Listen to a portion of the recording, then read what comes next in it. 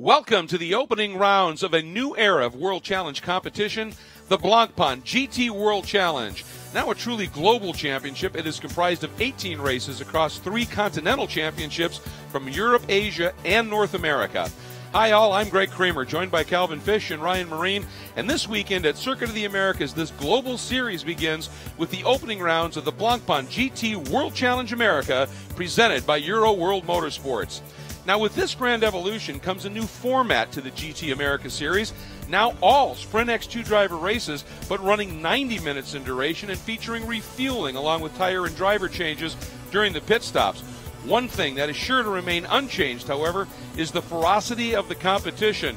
And another thing, Cal, is the fact that, boy, this series highlights racing on some amazing tracks. It really does, Greg. What a lineup of venues we have to showcase these GT3 machines, beginning here at COTA, state-of-the-art facility, site of the U.S. Grand Prix. And then for the heart of the season, we move to some of North America's classic circuits, Virginia International Raceway, Canadian Motorsport Park, Sonoma, the Glen Road America, then a brilliant finale, a spectacular one in Las Vegas. Yeah, calling it the grand finale, and it is sure to be that indeed. So one of the opportunities for these teams and drivers to really get a taste of some of the best racetracks, certainly in North America and on a global level as well.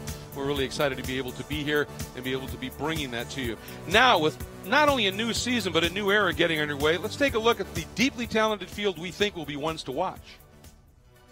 Coming off a rough season can be great inspiration, and 2016 champion Alvaro Perez will be greatly motivated and armed with the very latest Bentley Continental GT3. Last year was a hard one, actually. Even the races, we were doing really well and starting on a great position. Many things went wrong, and some things that don't normally go just all went wrong. So we're hoping for the total opposite this year, and we're really looking forward to getting some good results and putting some good performances in. Also in the Pro-Am class is Canada's Martin Barkey, a former GT4 Pro winner, returning to the series and stepping up to GT3 in a potent Acura NSX. I'm brand new to GT3, so I'm really learning the platform quickly. With this group and this level, there's going to be some great racing. There's going to be some great bumper-to-bumper, door-to-door. I know a lot of the AMs that I'm racing against. There's still some guys I need to meet and greet, but I think it's going to be a lot of fun. It's going to be very competitive, so it's going to be pretty exciting to see who brings the best game on which track and which day. Finally, returning to the series is 2017 overall champ and America's only Porsche factory driver, Patrick Long, and the brand new GT3R. Returning to the championship has a new look, a lot of new faces, defending champions that we haven't raced against, so lots of things to get up to speed with, but I'm excited to be back with this organization. I've been with them the last 4 years here at stateside, and that trust, the continuity and the relationships that we have between the engineering staff and the drivers, that always means a lot in motorsport. Speaking of Pat, it's time for the Porsche Track Guide, and you're in for a treat as he takes you around a hot lap of Circuit of the Americas. Welcome to Austin, Texas and Circuit of the Americas. I'm Patrick Long, driver of the 58 Wright Motorsports GT3R, and this is your Porsche Track Preview.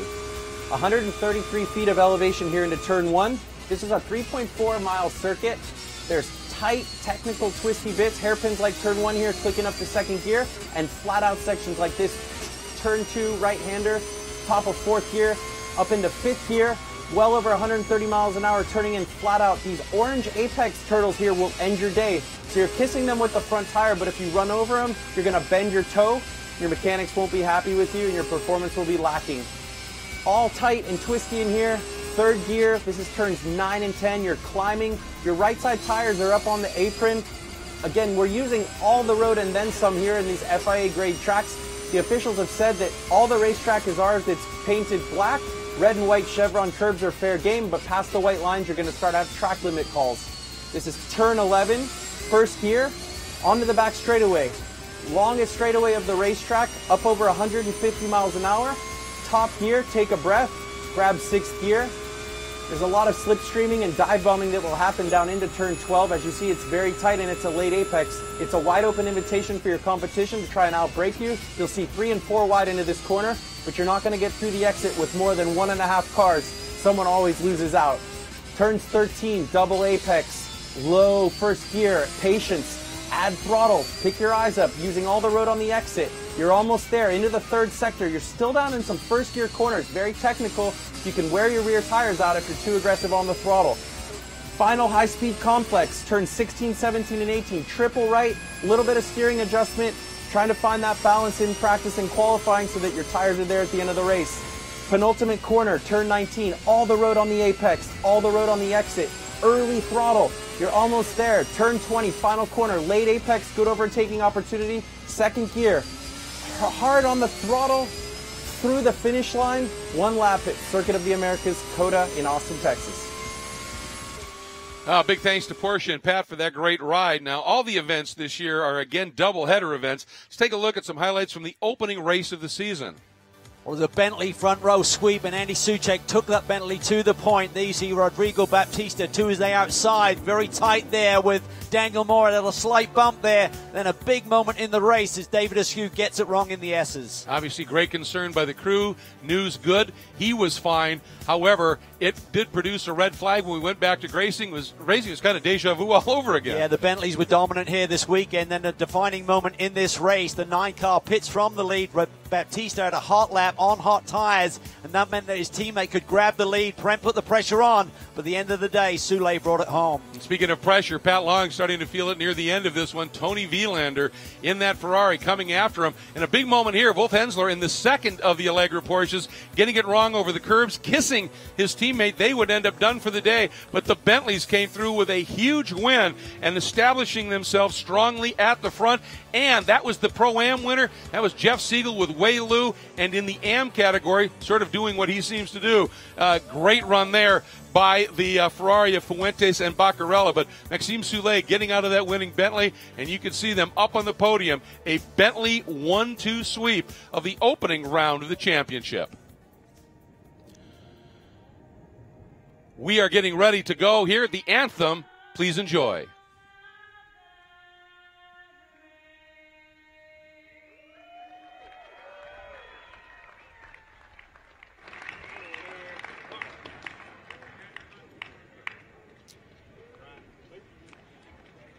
All right, ladies and gentlemen, as you can see, the field established in the 2x2 row format, getting ready to go for the second round of the championship.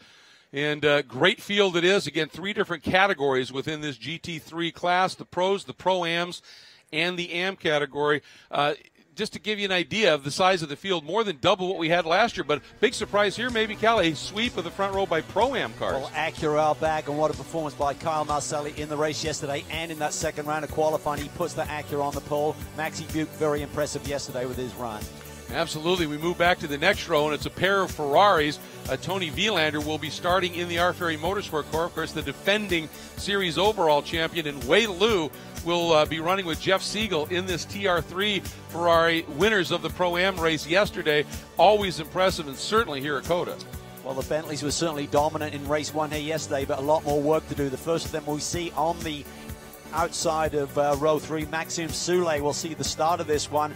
His teammate will take over during the round of pit stops, and then Fuentes and Baccarella coming off that Am victory yesterday. Great qualifying run for this race by Martin Fuentes to put him way up in that order. Very, very impressive.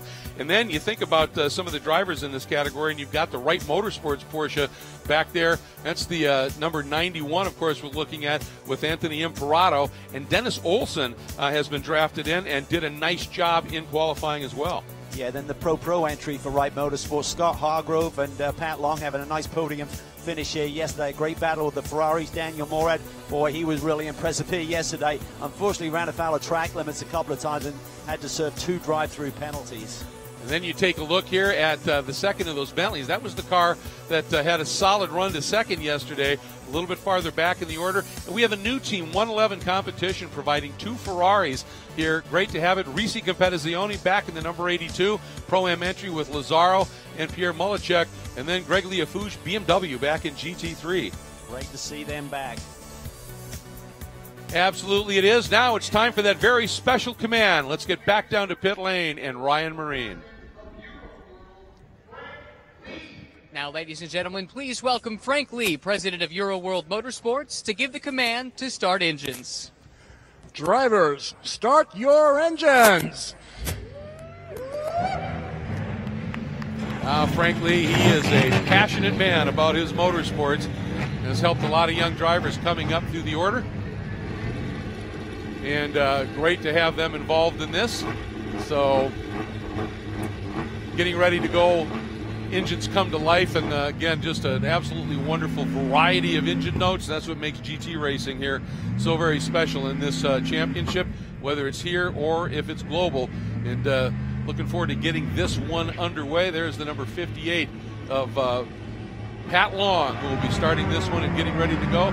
The field starting to make its way out on the pace and formation laps. We are excited about getting this race going here. Round 2 of the championship.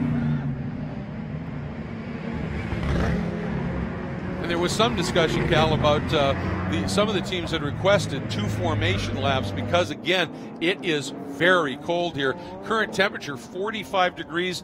There's a pretty brisk wind. You were out kind of looking at which way it's blowing, and you came in red-faced. It is brutal out there right now. The wind chill factor is immense, and there's a strong breeze pushing these cars, I believe, up into this brake zone for turn 1 on the opening lap on cold tires. They have to be aware of that. Kind of a sideways breeze down the straightaway, so it shouldn't affect your gearing too much. This is that marvelous section of S's here at this great facility. 2 parts to it, really. You've got this first flowing session, and then it gets into a second part of it is a little bit more tight, and each of them seems to tighten up just a little bit, and you literally cannot get out of rhythm here.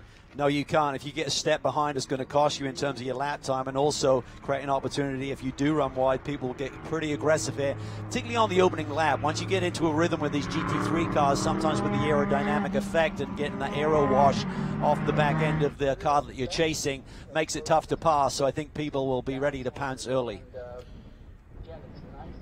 Now this is the run up into turn 11. In many ways, perhaps the most important corner on the track, as it leads on to by far and away the longest section into the best passing zone, and it's tight. It's a really tight corner. Second gear, you want to get off there, get the power down really cleanly and effectively, and then it's like a dyno run down this long back straightaway. Crest a bit of a peak there as you can see them climbing the hill and down into the brake zone for turn 12, where the maximum speed is achieved around this race circuit. Couple of onboards we have 5 total here. We'll be showing them to you on and off as the race unfolds. Live onboards, one of them on that number 61 R Ferry Motorsports Ferrari in the hands of defending champions. Again, Tony Vilander and Miguel Molina on board here. Pat Long sharing with Scott Hargrove.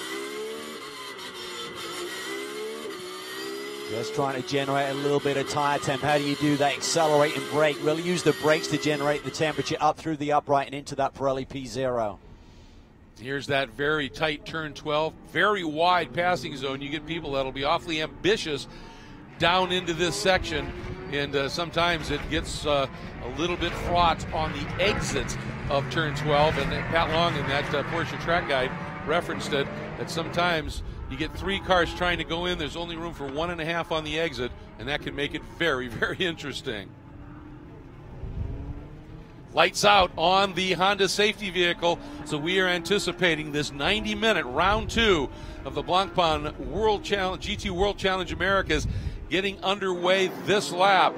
And it's going to be really important, as you talked about, Cal. And that it looked like that Honda safety car was running a little quicker pace than they sometimes describe, and I think that was good to try and get heat in these tires. Yeah, and that safety car is going to peel off here on the exit of turn 19, the corner that we're looking at, and allow these field to run down that front straightaway. Make sure there's not an issue if he needs to jump back out there before the field gets back around. So Marcelli will lead this field to green, and this start line is a lot further down the front stretch than the finish line, so you got to watch for that. Yeah, and they are allowed, once they get out of this turn, Polster can ease into a little bit quicker pace, can't jump on it, and doing a nice job as they work their way up. Marcelli to the right of your screen, that bright green Mercedes of Maxi Buch to the outside, and we are green. Round 2 underway, and a nice job by Marcelli. He timed it well. Look at Vilander trying to get down the inside, Buch having none of that and trying to cover it. Big lockup from the Mercedes, the silver Mercedes sold, and there was a touch. One of the right Motorsports Porsches has turned around.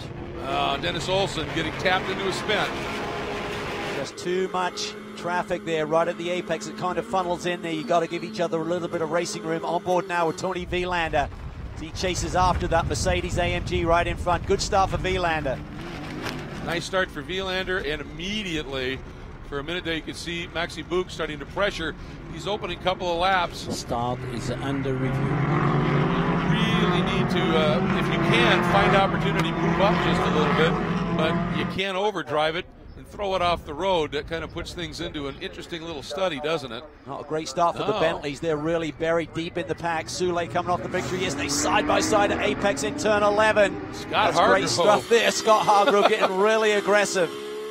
And it looks like Siegel also attacking a little bit up front on Vilander. Oh, side by side here. Vilander's got that second position. Now he offends from Buick down into the brake zone for turn 12. Hargrove down on the inside of Jeff Siegel.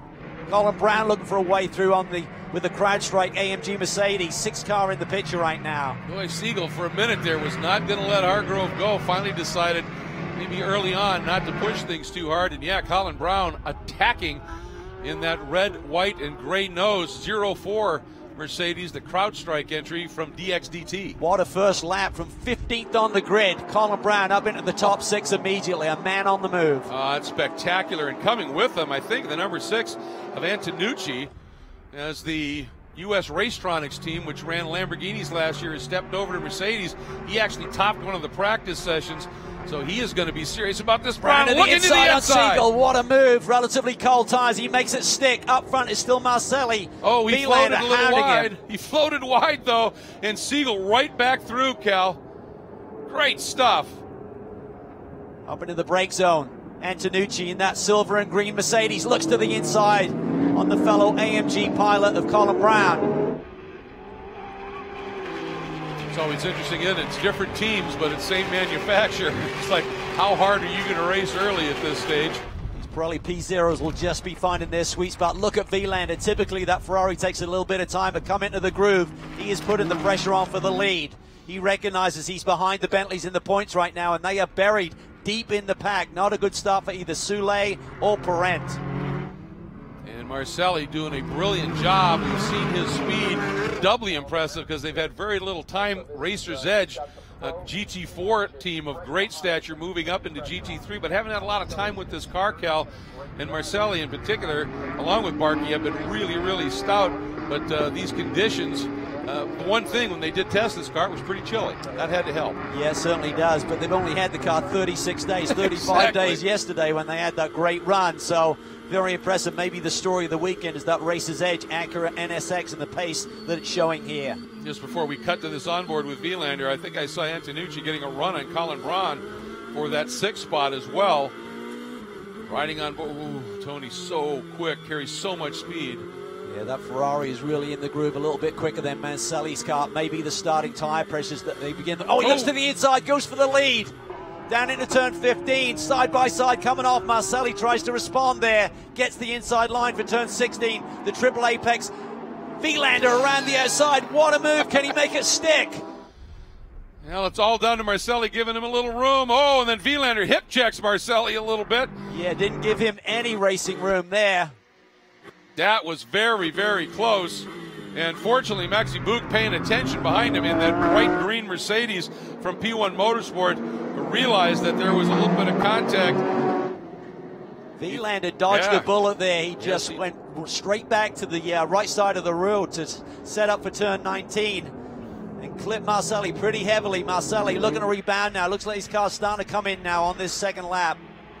From a driver's perspective, when that happens, Marcelli gave Tony a lot of room all the way around that.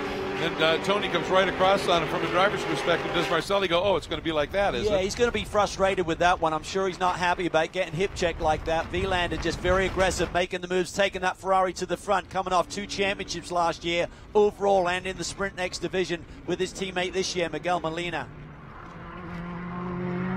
Let's have a look here once again. This is where it started. Around the outside, nice and tidy. And then he just needed to keep it left and head for that apex, but he doesn't look at him. Swings way across to the right-hand side of the road and clips Marcelli. Luckily, they both didn't go off right there. So now, out of 11, and on the way down the back straight, Vilander, a little bit of a margin to Marcelli. And Maxi Book has dropped off a bit as well. He's under big pressure now from Scott Hargrove. In the white Porsche, looks to the inside. Gives it up. Buick makes a little adjustment back to the middle of the road. Jeff Siegel's not going anywhere in that TR3 black Ferrari. He won't. They were very strong here in debut last year. He and Wei Lu, Jeff getting the overall pole for one of the races, so very capable. Took the Pro-Am victory here yesterday. Putting the pressure on. Hargrove looks to the inside. The Ferrari seem very well suited to the racetrack and these conditions right now. And Antonucci did, in fact, clear Colin Brown, so great piece of driving by Antonucci. There he is.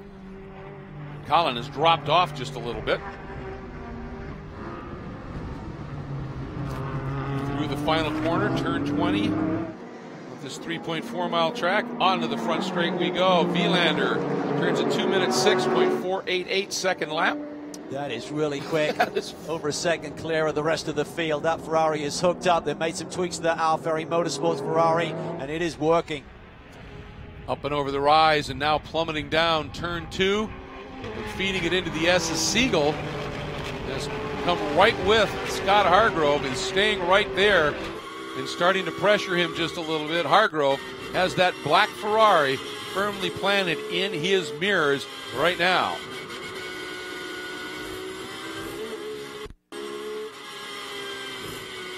Hargrove hanging on at this stage. Siegel behind him, Maxi Buch right in front. Accelerating up and over the exit here, turn 9, now turn 10. Great onboard shot. Drive-through penalty to car 6. 4 wheels over the blend line at the start. So Antonucci make that move to the inside as the pack climbed the hill on the initial start, and he had all 4 wheels over that white line separating pit exit to the racetrack. In the drivers' meeting, they said you could take 2 over there, but not all 4. So he's going to get a drive-through penalty. That's going to cost him 30 seconds plus to the rest of the field. Oh, and he had such a strong pace here. There he is, that gray Mercedes with the teal trim, back of the shot here. That will be doubly frustrating, obviously. They've got great speed. We had seen the graphic that the start was under review. Normally you think that's a jump start, but it was where he placed that car. Yesterday's winner, Maxime Soulet, is buried in the pack. He's 13th now on the road, so I'm not sure if he had a little bit of a hit in that opening lap. Dropped some positions. Maybe he's got a damaged race car, but not showing the pace they had here yesterday by a long way. His fastest lap is some 3 seconds off the pace of our leader. And the other of the Bentleys still buried back in 9th. In the number 9 is Alvaro Parent. Watch for it here. Watch Vilander there. Mercedes. He looks to the inside, gets 2 wheels over there. You can see the number 6 of Antonucci, that gray, silver, and green colored Mercedes. All 4 wheels over the line. That's why he's getting a drive-through penalty. Then you see the touch there. It may have been Soulet getting in the side of Imperato, and maybe he got some damage on the front end of that Bentley. Meanwhile, Vilander, now as we come back, has really started to open that margin up, Cal. Last time by start-finish, he was already almost 2 seconds clear. And Maxi Buch continues to hound Marcelli for 2nd. Hargrove there in the white Porsche in 4th. Black Ferrari of Siegel completes the top 5. Yeah, Buch has a little bit more pace than Marcelli at this stage of the game, looking at their fastest laps. Certainly Vilander has taken off up front, maybe got a bit more aggressive with their starting tire pressures to give him the grip he was looking for early and make some moves. And just to update you in the AM category, the 82 Risi Ferrari of Anthony Lazzaro has gone to the top. Martin Fuentes in the Squadra Corsa Garage Italia Ferrari has dropped to 2nd and dropped about 5 spots in terms of track position as well. So problems on the opening lap for Martin Fuentes. For the Pro-Am Ferrari of Jeff Siegel continues to look very, very strong, running in the 5th overall spot. Great battling continues. There is Jeff Siegel as he is trying to, find a way around Scott Hargrove in the Porsche in front. And he's also got Richard Antonucci behind him, but certainly the crew has informed Jeff that the guy behind him is going to have to be making a drive-through, so you don't have to worry too much about that. Just put those mirrors down and go after that white Porsche. Yeah, Antonucci, we know he's just super aggressive, but he got too aggressive on that initial start, put those 4 tires inside of that white blend line between the pit exit and the run up to turn 1. So he's only got a couple of laps to serve that penalty, otherwise they're going to stop scoring him. So I think he's going to have to be in next time. All right, and take a look here, watching the field as it slides through, and you can see on the tower graphic on the left just what the run order is, and watch for that all red Ferrari coming up now. Be second in your screen. That's the 82 of Lazzaro for Risi Competizione. Great to have them in the paddock, and great to have Anthony back in the paddock as well, and giving it a great ride right now. Big move to the inside here is Maxime Soulet trying to fight his way up and get back in contention. That was, again, yesterday's winning car. Gets by Lazzaro. It looks like Fuentes has recovered, and he's now within only 1 car back at this stage of Lazzaro. So that battle for the AM class is going to be a good one. Yeah, certainly Fuentes got delayed there on the opening lap. Had a great qualifying run, lining up on the 3rd row of the grid. So he got pushed back a little bit. Now fighting his way back through. Ferrari's very much to the fore in this Pro-Am category. Pro-Am category, the way the rules are, your higher rated driver finishes race 1, starts race 2, and so they're all looking to maximize position as much as possible. Right behind the 82 is one of the new teams to the paddock, the number 5 Gradient Racing Acura NSX GT3 program. Ryan Eversley, one of the drivers in that category right now, not for the entire season, but a good one to have here with a lot of experience in those cars. He'll be turning over to Till Bechtelsheimer. Yeah, Till had an amazing run yesterday, had the car right at the sharp end of the class. And Ryan's in the heat of the battle right there, sandwiched between those 2 Ferraris. And behind that group is the 91, that's the Porsche that got turned, the Wright Motorsports. Penalty, car 3, causing a collision with car 19. Oh, that's huge too. That's the winning car from yesterday. I think that's what we're talking about. Yeah. That little schmozzle up in turn 1 with, I think it's the 91, not the 19 that got turned around. Right. And Soulet's going to have to serve a penalty. He's already served a big enough penalty. He's buried in the pack right now, and now he comes to pit lane. It's going to cost him 30 seconds plus for this drive-through. 50 kilometers an hour. This will seem like an eternity for yesterday's winner. One thing, though, about that decision, they made it right now, and that just, it's smart. Serve the penalty, give yourself as much time afterwards. We know the car's got pace. Get back out, try and fight back, hope for a caution. Well, that's the difference what qualifying makes. They swept the front row yesterday and pretty much controlled and dominated the race. When you're coming from deep in the pack, a lot of things can happen. In the 2 qualifying sessions, obviously were fairly back-to-back, but just something not right in that second qualifying session for both cars, and he's going to light it up right there and get back after it. But you can see now how much track position he has given up. Leader already up at turn 11, Cal. Wielander very much in the groove, continues to set good laps up front. Best lap so far, 2:06.4 by Wielander, is the fastest lap of the race. Antonucci's been in the 6s as well. Everyone else running 7s and 8s. And now he just needs to control things. Pit window opens 40 minutes in and has to be completed by the 50-minute mark of this race. So we'll be focused on that and making sure he manages his tires till that point in the race. Then it's a mandatory 4-tire change, so his teammate will get a fresh set of Pirelli P0s to attack the second half of the race with. You alluded at the top of the show to the very stout wind here that's pushing the cars up into turn 1. What kind of effect will that be having on them on that long run from 11 down into 12? Well, it's more of a sideways kind of breeze coming across there, so it shouldn't affect them too much. One of the concerns you can have, as stiff as the wind is today, that it could affect the gearing, either like not getting to peak RPM or, more importantly, not over-revving the engine and pushing you too quickly down the straightaway and running out of top gear. And it affects the aero a little bit too, doesn't it? When you've got a strong wind like that, as they head up here, they're not going to, with the wind behind them, they're not necessarily going to have quite as much maybe aero, have to brake a little bit more conservatively. Yeah, you certainly have to factor all of that in, but these are pros. They're going to do a really exactly. good job and adjust accordingly. can just get so much braking ability with that elevation climb. 133 feet from the start finish stripe there, all the way climbing the hill to the apex of turn 1. Yeah, when you're going uphill and braking, gravity is your friend, isn't it? It certainly is. It's amazing how deep you can take these GT3 cars with the downforce that they provide. Just phenomenal amounts of grip, no question. Marcelli doing a superb job. These cars starting to come in a little bit, Greg. Looks a little bit more planted, a little more precise on all of his marks. It's a personal best first sector, which takes you from the start-finish line all the way through turn 4, 5 in the middle of the S's. A little bit quicker than Vilander through that first sector. That group is still fairly closely compacted here. The leader Vilander back to Jeff Siegel. There he is in that now black TR3 Ferrari. And there's a little bit of breathing room back to the number 22 of Michael De Quesada. He's got Parent having a good early run here. Has climbed up into 7th at this stage. There's Maxi Buch, Mercedes factory driver that has come over, and Mercedes helping P1 Motorsports.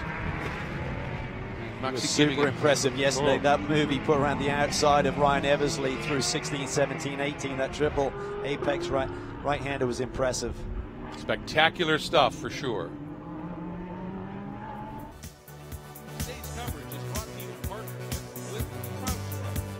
With Mercedes AMG.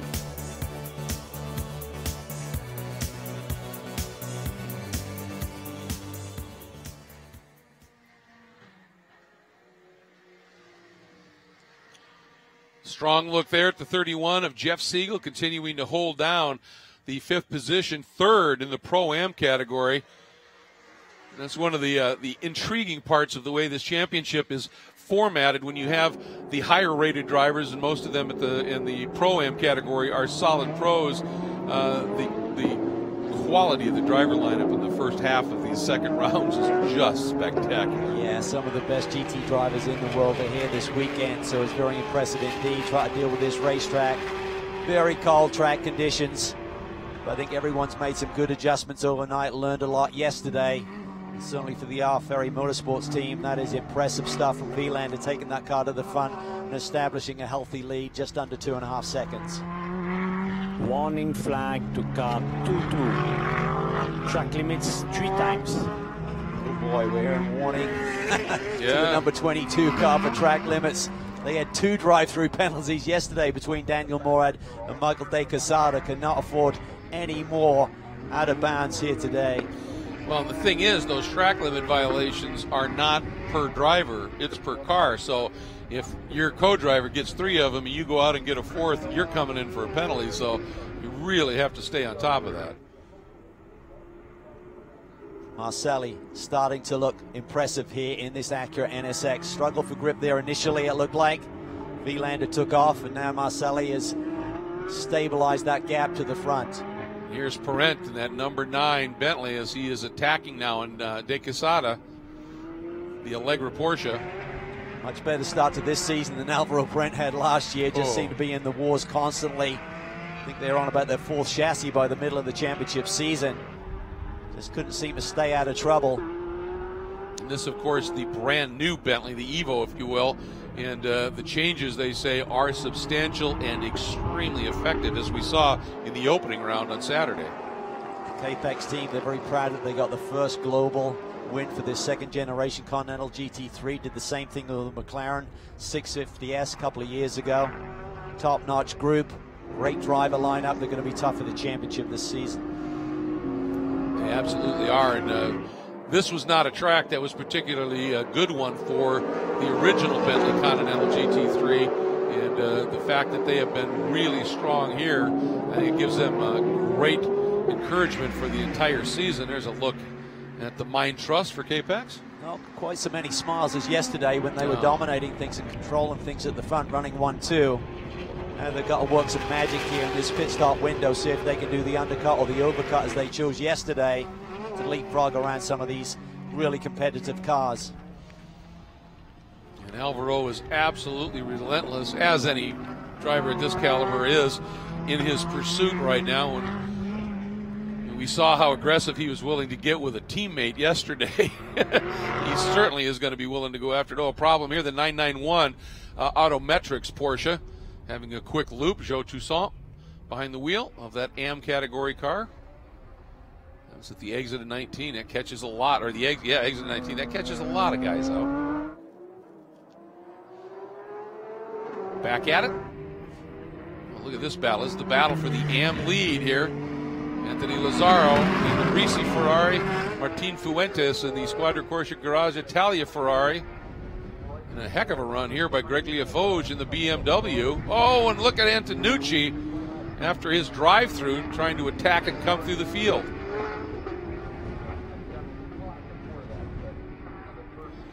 And he gets through, makes the pass on Leofoge. Now he's going to have to go after those two Ferraris, and again, they are battling for the AM category lead, so they're not going to necessarily go quietly.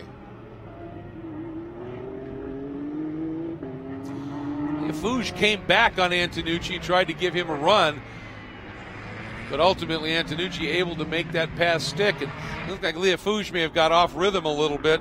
And that is going to allow the number 14 of James Safronis, that blue and white Porsche with the bright orange wing at the back of this queue, to come up, and Brent Holden actually to run up, and he has an AM car as well. So right now having a strong run, third in the AM category for that Global Motorsports Group Porsche. Look at Antonucci's really hooked up there in that silver and green Mercedes, coming back from that drive-through penalty, slices down the inside of Fuentes on the exit of 19.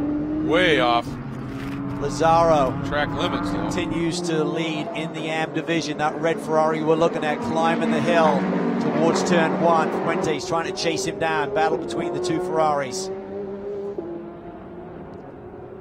Look there at the number 5, the Gradient Acura NSX of Eversley. Now back to this great battle. Warning flag to car 6. Track limits 3 times. Antonucci making that pass. He's now got a warning for track limits by running a little bit wide between turns 19 and 20. Getting around Fuentes there as we look at this battle intensifying. Alvaro Parent, the 2016 World Challenge champion, putting the pressure on the very young Michael De Quesada. He's got nowhere near the experience of the driver right behind him, but he's doing a fine job just holding on. And when the initial information came out from Allegra, Michael wasn't going to be the co-driver, his father was, and it was going to be a Pro-Am combination. And relatively late in the game, they decided to make it a 2-car Pro operation. And he has stepped up and answered the call admirably. Certainly very impressive. He's been under the tutelage of his teammate, Daniel Morad. Daniel's a young driver, but he's been helping Michael De Quesada in his formative years. They won together at Daytona at the 24-hour race a couple of years ago. Michael's just an amazing young talent. Porsche really gets out of that stadium section, that exit of turn 15. And of course it's got that engine over the drive wheel, so it gets a good plant when it comes out. And that's always nice to have when you've got somebody pressuring you there. Again, this is the battle for the 6th spot overall, 3rd in the Pro category, if you will. Take a look there on their scoring pylon on the left of your screen. Just an amazing mix of manufacturers in this championship. 4 different ones in the top 4. That speaks to some pretty good regulations. And we've been following what's been happening with Maxime Soulet, just really struggling out on track right now, and wondering what might be unfolding with that team. Let's check in with Ryan. A strong performance yesterday. The Bentley's struggling a little bit today. Rodrigo Baptista, do you have a sense for what the cars are dealing with here this afternoon? No, I don't know. Maybe it's a bit too cold, you know, and the car is not working well. It's the same as the car did yesterday, so maybe it's that, but I don't know. We are trying to figure it out, but we don't know. You had a great day yesterday. How confident are you when you get in, you'll have a chance to make some progress? I hope so, but it's a bit difficult, you know. It's a shame we had a drive-through penalty. But it's okay, it's race, you know. We never know, and I will do my best. Thank you very much. Thank you. Baptista's gone 3 victories in a row, started last year in the finale at Watkins Glen, dominated there in the sprint form of competition, then won the opening round yesterday, so he'd have to really pull a rabbit out of his hat to get that number 3 car back to the front here today. Soule is now buried in the 17th position as we look at his teammate, Alvaro Prank, continuing to put the pressure on Michael De Quesada. He just turned, he's only the 3rd car, though. Soule just turned a personal best 2:07 lap at a 2:07.6, and that's just shy of the fast lap of the race at a 2:06.4 by Vilander. So at least he's finding speed, but the problem is getting through traffic. Seems to be an ebb and flow to the lap in terms of where the Bentley's strong and the Porsche is strong. That final sector there, Michael pulls it out a little bit, and Perrent will close halfway around the lap. He's not in a position to make a move. Here's where they begin that 133-foot climb. You can see that really dark patch there. That's a lot of brake and tire rubber. It's heavy braking in that zone. And it's tricky, isn't it, Cal? Because right as you get to the top, it flattens for a second. And if you're not coming off the brake at the right time, you can get lockup even in an ABS car. Certainly can. You just got to feel the grip there and just release the brake pressure just momentarily to get the car to tuck and turn. Tricky corner. Great battle here. This is the number 91, the Norwegian driver Dennis Olsen, running with Anthony Imperato in the Henry Rifle car, and right behind him Matt Plum, who's part of that 111 Ferrari team that he shares with Alfred Caiola, having a strong run as well, sitting up there battling for 9th. It's not bad for a brand new program. Oh, here we go. Got him. Perrent has got him. At least for a minute. Yeah. Big move down to the inside on the brake zone for turn 11. De Quesada immediately comes back at him side by side down this drag strip, essentially. The acceleration run all the way down to turn 12. Brent tries to squeeze him over a little bit, but Michael is standing his ground. Who can get deepest here? Having that inside line always helps as long as you don't float too wide. And Michael doing a brilliant job. Brent just sold him that little bit to keep him pinned to the inside. Wants to square underneath. He may have got it done. Side by side now. Will De Quesada stay put? He does. And Perrent comes underneath again. Ooh, beautiful. Looks like he's got it done. But again, Quesada pops to the outside. That is a big car to squeeze down that little hole on the entry to turn 15. But Alvaro Prank showing his skills right there. That was an amazing move. But Michael comes back at him once again. Alvaro practiced that on his teammate in yesterday's race. But look at this now. If De Quesada could get that run, he's got a good one. Not enough to be able to stick it down the inside into turn 20. So Perrent fighting hard, but is able to sneak through. And meanwhile now we're starting to see Maxi Buch in the P1 Mercedes, that green Mercedes, starting to close in and pressure a bit on Kyle Marcelli. The two of them losing a little bit of ground in the last couple of laps to the overall leader, Tony Vilander, in the R. Ferry Ferrari.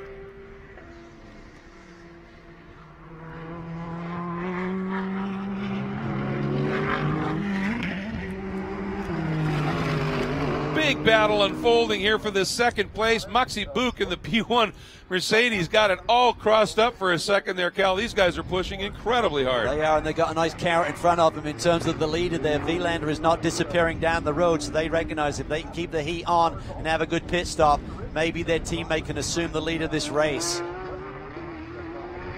I mean, just look at the battle that they, or the margin, I should say, that they've opened up. Hargrove now almost 7 seconds adrift of Maxi Buch right there in the 3rd spot. Just over 10 minutes to go before that pit window will open. And you're going to get your glimpse, folks, of not just a driver change and a tire change, but refueling.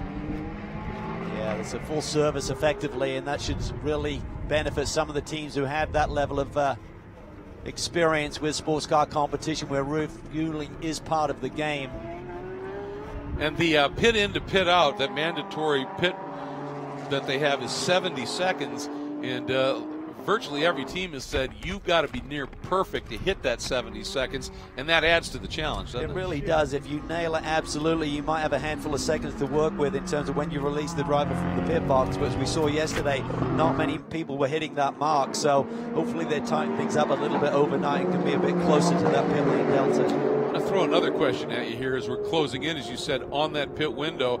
I mean, our camera crews that are out around the track, it is brutally cold out there. These pit folks, even though they've got the garages that they can be in, it's still cold. Fingertips get numb. You got to be accurate in these stops. I mean, this cold weather affects everything. It really does. It is brutal. It is bone-chilling temperatures out there. They have to stay alive and be ready to go. Same for the drivers. They're sitting there in those cold conditions up on the pit box. They've got to be ready to go and get out there. What a great onboard look. Kyle Marcelli in the Acura from Racer's Edge. Great camera angle, especially when you got somebody on your left shoulder there. Yeah. And this is a great story. Racer's Edge, one of the smaller teams making this big move up into GT3 competition. Had success with GT4 cars over the past few years in World Challenge competition, but this is an amazing debut. And great to see Acura back at the top here. You know, you got to think as you look at Martin Barkey as he is getting excited to get in for his stint. But the one thing, the Racer's Edge crew ran that Sin R1, which is sort of prototypical, that was a fairly significant aero car. That couldn't have hurt when they made this step because they've got some of that knowledge. Yes, for sure, but this is a very different league that they're in. And John Meraki, the team owner there at Racer's Edge, was just so proud of his group. The first practice session here, they were at the top of the charts, and that is an amazing feat for this team, experiencing this car for the very first time. Did a couple of test days at Roebling Road in near Savannah, Georgia, and then came here for a quick test, but nonetheless, very, very impressive debut. And in the qualifying session for this second race, Marcelli puts it on pole. That's just fantastic. That's a little bit of a difference this season in the Blancpain GT World Challenge Americas Championship, where the fast lap in the first race in the past would determine where you started race 2. Maxi Book takes a look. He's there. Marcelli gives it to him. I don't think Marcelli was sure what he was going to do and decided to be conservative and open the door for him. Didn't look like Maxi Big was quite close enough, but Marcelli wasn't sure if he was going to dive down the inside and wanted to avoid any contact there. Now let's see if he can do something up top with that great camera angle. Can he do a little over-under? I think Maxi had enough of a margin heading in. And yeah, he did. He was able to hang on to it. But as I said, now the new rule is in the qualifying session, there's a set window. There's 2 15-minute sessions in it. The first driver qualifies for the first race. The second driver qualifies for the second race. And that eliminates some of the issues if you have a problem in that first race and get mired well back in the pack for the second. It's been generally received with rave reviews by all the competitors. Tony Vilander leading in the R Ferry Ferrari, but a change. Second place now, Cal. Maxi Book, P1 Motorsports, showing some strength. They really are, and even though they're in a different class, Book and Marcelli, they're running in the Pro-Am category. Vilander will certainly have his eye on them in the rearview mirror. Here's the move that he makes down into turn 20. He wasn't really close enough, but Marcelli was kind of unsure as to whether he was going to commit. Decides to give him that inside lane and then drag race off the corner. Mercedes up to second. And you're always working that little bit of a compromise, aren't you, on that? And as we watch here now, the great effort here by Marcelli, having a strong run. And you mentioned team owner John Meraki. Well, he is standing by with Ryan. Well, John, we were watching all that action together. I'm sure your heart was in your throat, but what a tremendous job by your team as they step up to GT3 this year. Well, thank you, Ryan. I appreciate that. It's been a lot of hard work to get here. But we're very excited to be here and very excited for Kyle, Martin. Just everybody's doing a great job. It's really neat to be up front right away in our first race. I can imagine so, and for Kyle to be racing for the lead and for the podium positions with the likes of Tony Vilander and Maxi Book, how cool was that? Yeah, absolutely cool for our team. We felt confident we belonged up there and that we would be there. A little surprised and happy that we're there in the first event. But Kyle's certainly up to the job, and so is the rest of the team. So I think you're going to see that throughout the season, that we're up there challenging overall. And now the pit stop coming up here relatively soon. That's something that's new for you guys. How prepared are you here in race 2? We're prepared. We're ready. So we're gonna knock it. We're ready. Excellent. Thank you very much. Thank you, Ryan. Appreciate it. And you know, that little bit of caution by Marcelli, you might be wondering, well, that was awfully gentlemanly to open it up. But, you know, you're still in the first half of this race, and the last thing you want to do is turn in, have contact, and end up out of the race with significant damage. Pit stop coming. You know, if you give up a spot, it's not ideal, but it's better than giving up the entire race. Yes, for sure. I mean, you don't want to get too aggressive here. It's been a great weekend. Don't spoil it by getting too aggressive. But thinking about these pit stops, Greg, you got your faster driver in most cases in the cars right now, so you'd want to try and maximize their drive time. So even though the pit lane window opens at minute 40, you may see some of these drivers and teams elect to stretch this first run a little bit further deeper into that 50-minute mark before they do their driver change. Yeah, and once Moxie was able to clear Marcelli in the Acura, that green Mercedes has closed up a bit on the back of Vilander. Last lap, Vilander a 2:09.4, Buch a 2:08.6. So you wonder at this stage, is there something, perhaps this Ferrari may be a little bit more aggressive on its tire use at this stage? Well, I think they saw that yesterday. Molina really struggled in the opening few laps in finding grip, so I got a feeling that they had a much higher starting pressure for Tony Vilander here today, because he went to the front quickly.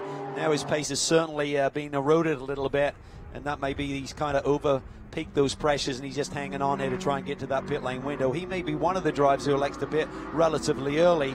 The problem, if you do that, you can get the overcuts we saw yesterday between the two Bentleys, where if someone stays out in these brutally cold conditions, even on worn tires, hot laps will be quicker than the driver's out lap on fresh tires. You can suddenly lose that track position.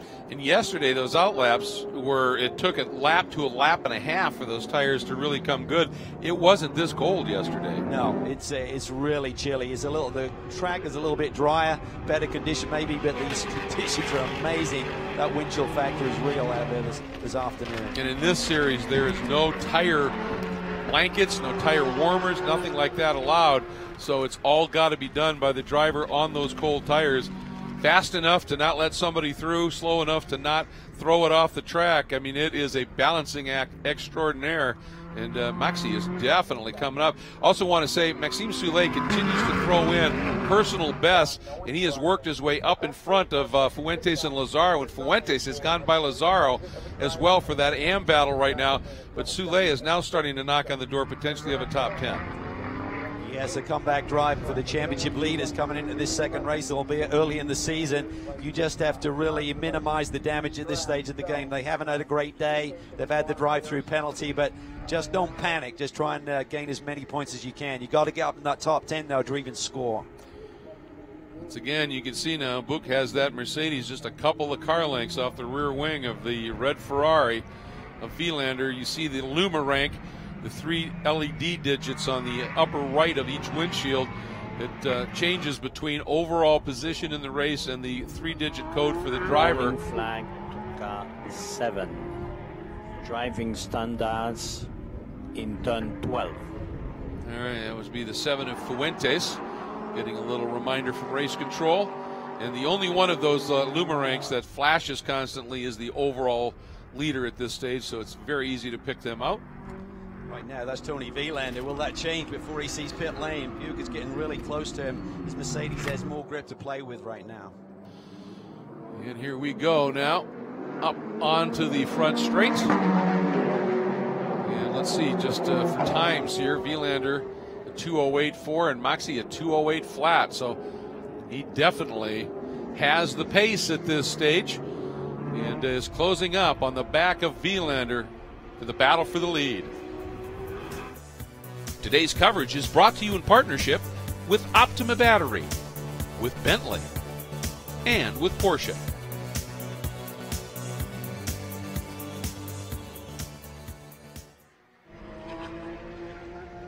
Buch continues the attack, and both of them now have been able to ease away just a little bit from Marcelli.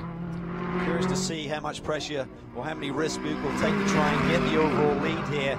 He's leading the Pro-Am category over Marcelli, the driver who's 3rd overall on the road there, coming down through turn 10. You can see him just in the backdrop. I'm sure from a driver's ego perspective, he'd love to pass Tony Vilander and make a statement here this afternoon, but don't throw away the class victory. It'd be interesting to see, you know, obviously he wants to hound Vilander a little bit. If Vilander's tires are going off, best thing he could do is to push him even harder at this stage. And try and force the hand maybe and get Vilander to opt to pit a little bit early, and then, as you said, try and do that overcut. Vilander really struggling for grip there, running really wide, just can't get the car turned. Big looks to the inside. Tony's got to think big picture as well. Remember, you're not fighting this guy in the championship, Tony. Maybe just have to give it up if you don't have the car underneath you before you hit your pit stop window. Yeah, it's true. Book is in a Pro-Am category car. Pit window should have just opened. And Maxi, we saw him in this sequence of corners run the outside, make a pass. He's willing to do that. How early will any of these leaders pit? Open. Pit window just opened, as you heard from race control. No takers there. Want to see what the Mercedes was going to do. And again, the concern is, even though he doesn't have the grip right now, ideally he'd like to pit. But the concern is, will you get the overcut by guys staying out there on that hot rubber, as we saw yesterday, where there's a trade of positions for the Capex Bentleys by Baptista running one lap longer than his teammate Andy Soucek. That ultimately got them the victory. The one risk, if somebody up front pits and you don't, however, is if a caution comes out, so that plays into the mindset a little bit, doesn't it? Yeah, I think it does, and I wouldn't be surprised to see the Ferry Group pit Tony within the next couple of laps. Yeah, the car definitely is not looking as happy as it was earlier. It's still quick enough, of course, to be able to not just hang on to the lead, but stretch that margin back to the Racer's Edge MBRP Performance Exhaust Acura. Vilander has a 14-second lead over the next driver in the Pro class, which is Scott Hargrove in the Wright Motorsports number 58 Porsche. So got a bit of time to play with there for the class lead. Yeah, and you've got a big picture of that, don't you? As you said, yeah, overall honors is always nice. But how about this onboard look once again with Tony Vilander and the R Ferry Ferrari? And what's nice with this car is you get the double onboard because you see the guy chasing him in the rear view display. See the gear shift selector in the middle of the instrumentation panel there, all the way down to first gear from 6 out into the brake zone up to second. Down to first gear. That showcases how low speed this stadium section really is. Briefly up to second, third, all the way down to first gear. Very tight, about 40 miles an hour through the apex right there. Now into this triple apex right. Third gear, just balancing it on the throttle through this corner. Drops off camber, you still grab another gear. And then into 19, and here he comes. This will promote Book to the lead momentarily. Tony hits pit lane, 50 kilometers an hour.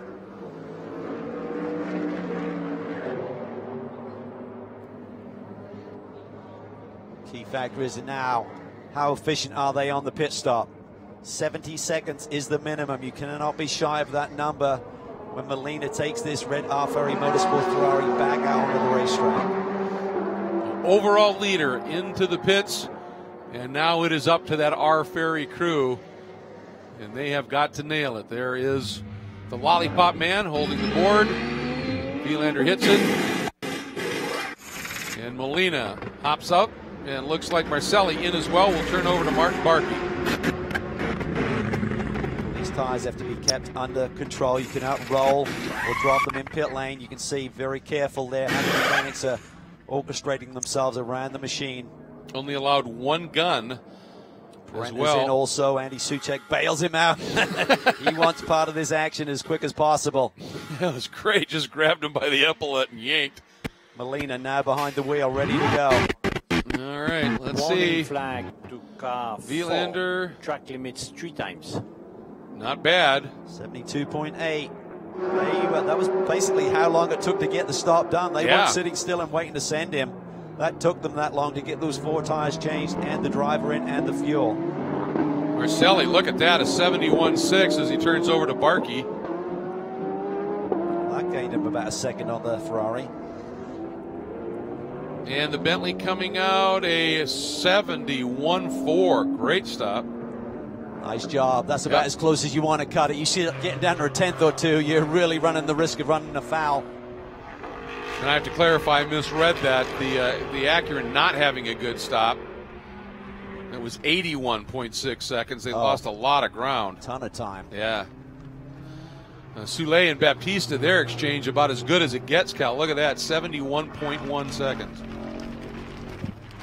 That's the kind of performance they need if they're going to stay in this. Still have a second there. They'll tighten that up for the next round of the championship, but I think it's basically taken these teams that long to get the service done, Greg. I don't think that's a decision in terms of when to release the car. That's how long the service has taken, so it's spot on.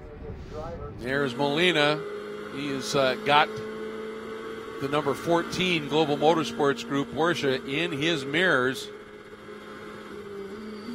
Just got to gradually build those tire pressures up, get the tire temps where they need to be. Fresh set of Pirelli P0s on this Ferrari right now. And Maxi Buch has brought the P1 Mercedes down into pit lane, and Hargrove has brought in the Porsche as well. See what kind of a stop these guys can orchestrate, turning over to JC Perez, and in this case, turning over to Pat Long in the Porsche. Been a strong opening weekend for the Wright Motorsports team back in World Challenge competition, coming off the 2017 championship with Pat Long. Pat Long now in his 4th season of competition with this team, 16th year as a Porsche factory driver.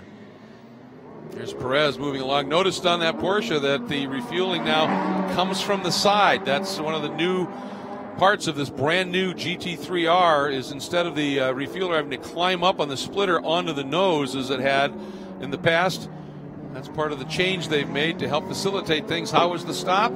77 seconds for Maxi Buch over to JC Perez. That is not a good one. 7 seconds outside of the allowable time. Hargrove 72.4, so that's getting close. I think all of these teams, Greg, has taken them that much time to get the service done. So yeah, I think you're right. I think if you get the full service done, you're going to struggle to be underneath that 70-second mark anyway. And the only two so far that have been in the 71-second range period are the 2 Bentleys. So yeah, you know they're doing everything they can. There you see Molina's trying to get through on the BMW of Lea Fouge from Stephen Cameron Motorsports, the BMW San Francisco entry. There he goes, size through. Lea Fouge on hot tires. He hasn't pitted, so extended that stop. Got to be in this lap, I would think. He's not going to be able to squeak another one. Basically just under 3 minutes to go for the teams that have not pitted yet to hit pit lane. One of them up in front of Molina is Lazaro. He's got to make his stop. Now we're getting a report that there's the Mercedes of JC Perez, and a slow stop. I think it's just cold tires. He's just struggling to really get the confidence in the car. Doesn't want to take any risk, and that's just the experience factor here. This guy only in his 6th race of competition at this level. So he's just taking it easy, just gradually building those tire temps. But the trouble is, Greg, the easier you are on it, the longer it's going to take to get that tire temp. It's a double-edged sword. It is, and the number 31 race-winning Pro-Am car from round 1 on Saturday in from the lead, turning over now. Wei Lu will take control. The mechanic was struggling to get that wheel nut off the car, really struggled with the compression there. And then we're seeing the final few runners hit pit lane. Lazaro had a great stint there in that 82 machine. And Fuentes in, and Lea Fouge in. So Molina now, no traffic in front of him. It comes by and clears the TR3 Ferrari comfortably. Not a great stop for that TR3 car once again. 76.5 seconds. I think that's just how long it's taken everyone to get the service done. I don't think it's execution in terms of releasing the car and giving too much buffer on that minimum stop time. He's just taking drivers that much time to get the driver changed, get the tires done, get the fuel in the car. Ooh, very nice move around the outside by the number 9. It's the tire temperature thing again. You can see the big delta in performance right there. Wei Lu coming out of the pits, just struggling to get that car up to speed on very, very cold tires and cold track conditions. Vaccarella now behind the wheel of the Hublot Ferrari. He's away. Here is the Risi Competizione Ferrari. Ooh, long stop for the Fuentes car, turning over to Vaccarella. And there goes Pierre Mulacek. It's tough for a co-driver to jump out, have done a stunning job, and then the pit stop goes awry and see all that good work go to waste. But that's the name of the game. That's the nature of the beast. Henry Schmidt now in the BMW of San Francisco. Steve Cameron Racing BMW. And having a look at this little scrap here. Pit window is now closed. And the pit window has just closed. So if you're in the pits, you're fine. You cannot enter at this stage of the action. So waiting for timing and scoring to cycle through. See exactly who cycles up to the top. And you'd think it would be Molina. It is. In that Ferrari that should go up to the top. And that's exactly how it pans out. Number 9 Bentley of Suchek comes through. It's long, then Suchek. Yep, so that is battle for position right there. It sure is. is. Second, Suchek.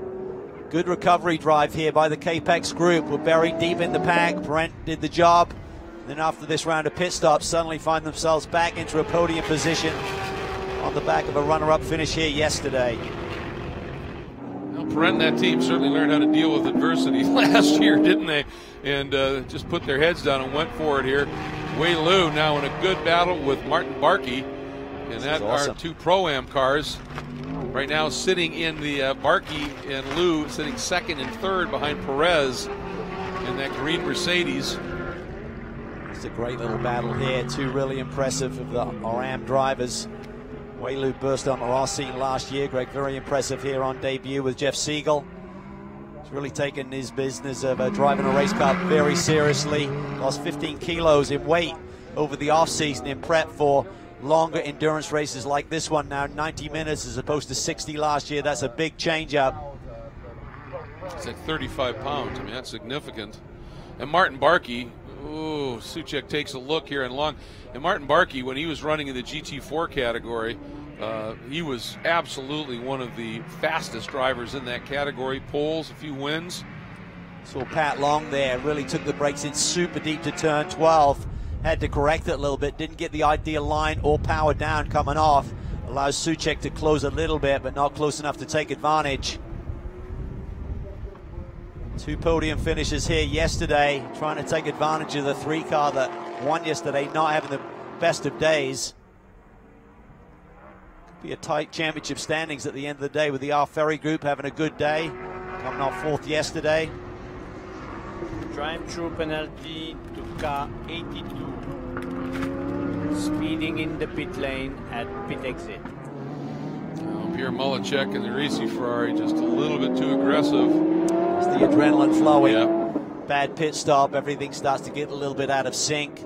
Maybe the team didn't remind him. He releases the pit lane speed limiter too quickly. Suddenly you lost a further 30 seconds plus to the field.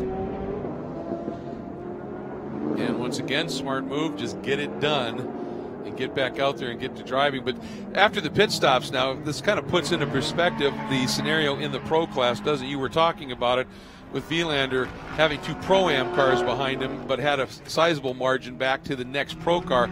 Well, that's on full display now, as Long is almost 14 seconds adrift to Molina. Yeah, and that's about where Hargrove was to Vilander, so we anticipated that because, remember, with the Pro-Am lineup, there's now the Am in the car, so they're not going to have the same pace. It allows these Pro-Pro combinations to funnel back to the front. One bit of little concern here for the 58 and the number 9 is that group of cars up in front that they are going to be catching and it all comes down sometimes to where you catch that group of cars. And you can lose very little time if you catch them in the right spot on the straight, or you can lose a ton of time if you catch them working through the S's as we ride on board here. And Pat Long now behind the wheel of the number 58 Porsche Consulting. Wright Motorsports Porsche on the wheel through the stadium here at Circuit of the Americas.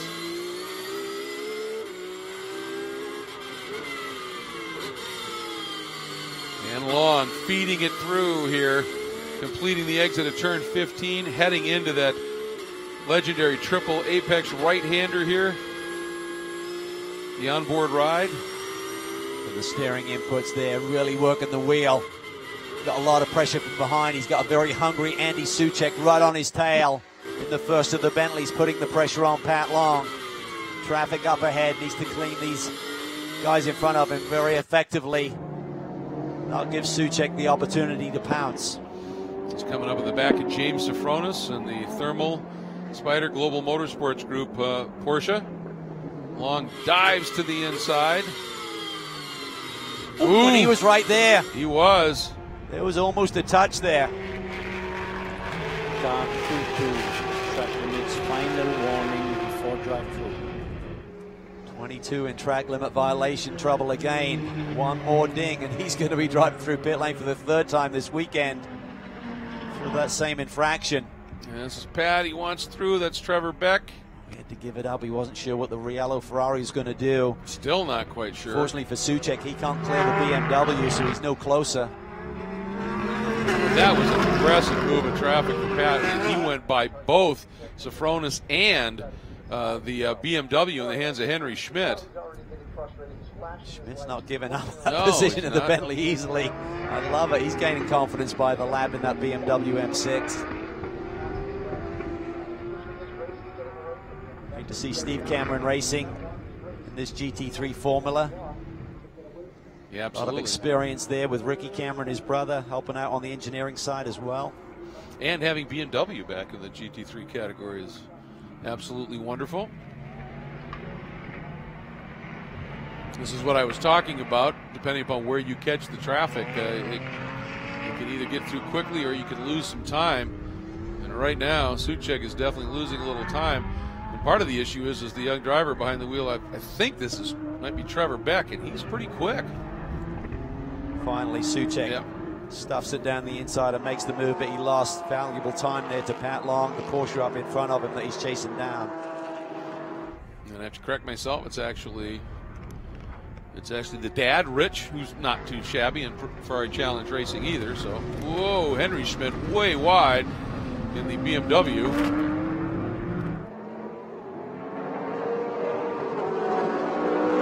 How much did that hurt here? About a second. About a second that Soucek lost in that lap. That takes the pressure off Long. He can now hit his marks and execute and maximize his lap times without worrying about the rearview mirror and protecting that inside line in some of these corners.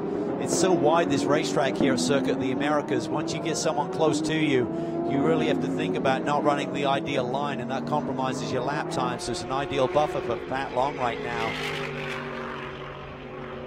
31 is having a really strong run here. Wei-Lu is gradually catching JC Perez in that Mercedes that had the early Pro-Am lead. Yeah, you were talking about the fitness regimen that Wei-Lu's putting in the Wei-Lu. I walked into the trailer to talk to he and Jeff, walked right by Wei-Lu, didn't recognize him. And as you said, he's very serious about this. And Barkey just hasn't quite been able to match the pace of Wei-Lu at this stage, and still third in the Pro-Am category in the Racer's Edge Acura. That would still be a tremendous result to grab 2 podium finishes in class, along with an overall pole position for that group. Something to be proud of for Racer's Edge. And in terms of disc time, he's obviously a ways back, but Rodrigo Baptista, he took over that number 3, and again, Soule had brought it up a little bit, found some speed, but Baptista now up into 7th overall, 4th in the Pro class. Yeah, look at the lap time. Yeah. Only 2/10 off the fastest lap of the race, so a fresh set of rubber. Baptista behind the wheel. He is slicing and dicing his way through this field right now, trying to rebound and damage control, as we talked about the championship leaders after the race yesterday. Now starting to get into the bigger points. Well, he just snuck by Barkey now and is up into 3rd at this stage. So, well, as you said, a tremendous comeback drive by the number 3 Bentley, Cal. Peeling rubber there, coming off of turn 15. He is going for it. Such an impressive young man. We saw him in GT4 competition with the Flying Lizard Group, made the big move up to GT3. He is one of the fastest drivers in this paddock right now, even at his tender age. Through turn 20.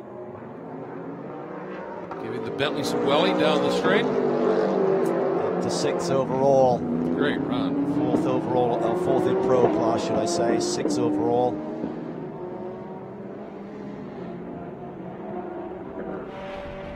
He's got a bit of work to do, though, to catch Wei Lu. Lu's got great pace on board now. Look at the intensity there. Just the focus of the eyes. Way ahead of the car. Got to look through the corners.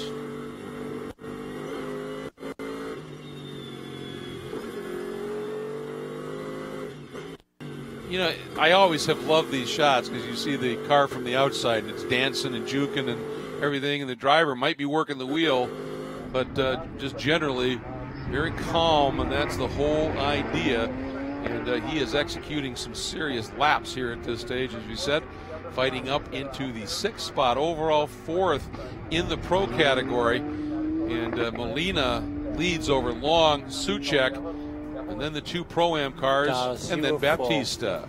Final warning, track limits. Today's coverage is brought to you in partnership with Purple Monkey Garage and with Ferrari.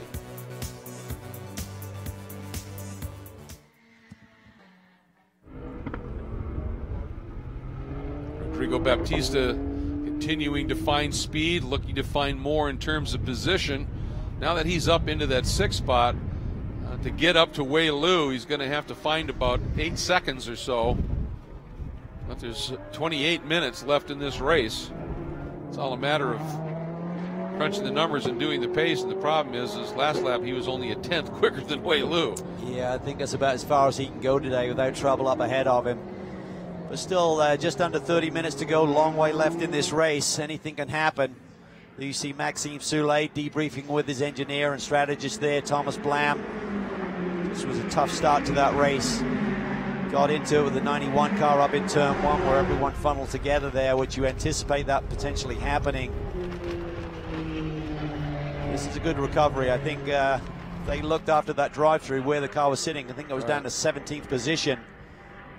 To have that car back into the big points is a good day. Yeah, it's significant. And last lap for the number 9, by the way, of Soucek, the team car here, is about a half a second quicker than Long in the 58 right Porsche. And Long got bottled up a little bit. Opportunity for Soucek. Long knew that was coming. He's protecting, but now Soucek can really open the radius up, try and get the hammer down. Oh, yeah, he's going to have a big run here. You can see Pat there had to really deal with power down issues because he was so tight with his steering input coming off that corner. And Soucek is clear. And comfortably so, yeah. That's going to probably get pretty aggressive here. Try and get that spot back if he can. He'll not be happy about that little handful of corners there and losing his position in the Bentley. Had a healthy lead, not a lap ago. For 2nd overall. Molina's still up the road to about 2 to 15 seconds.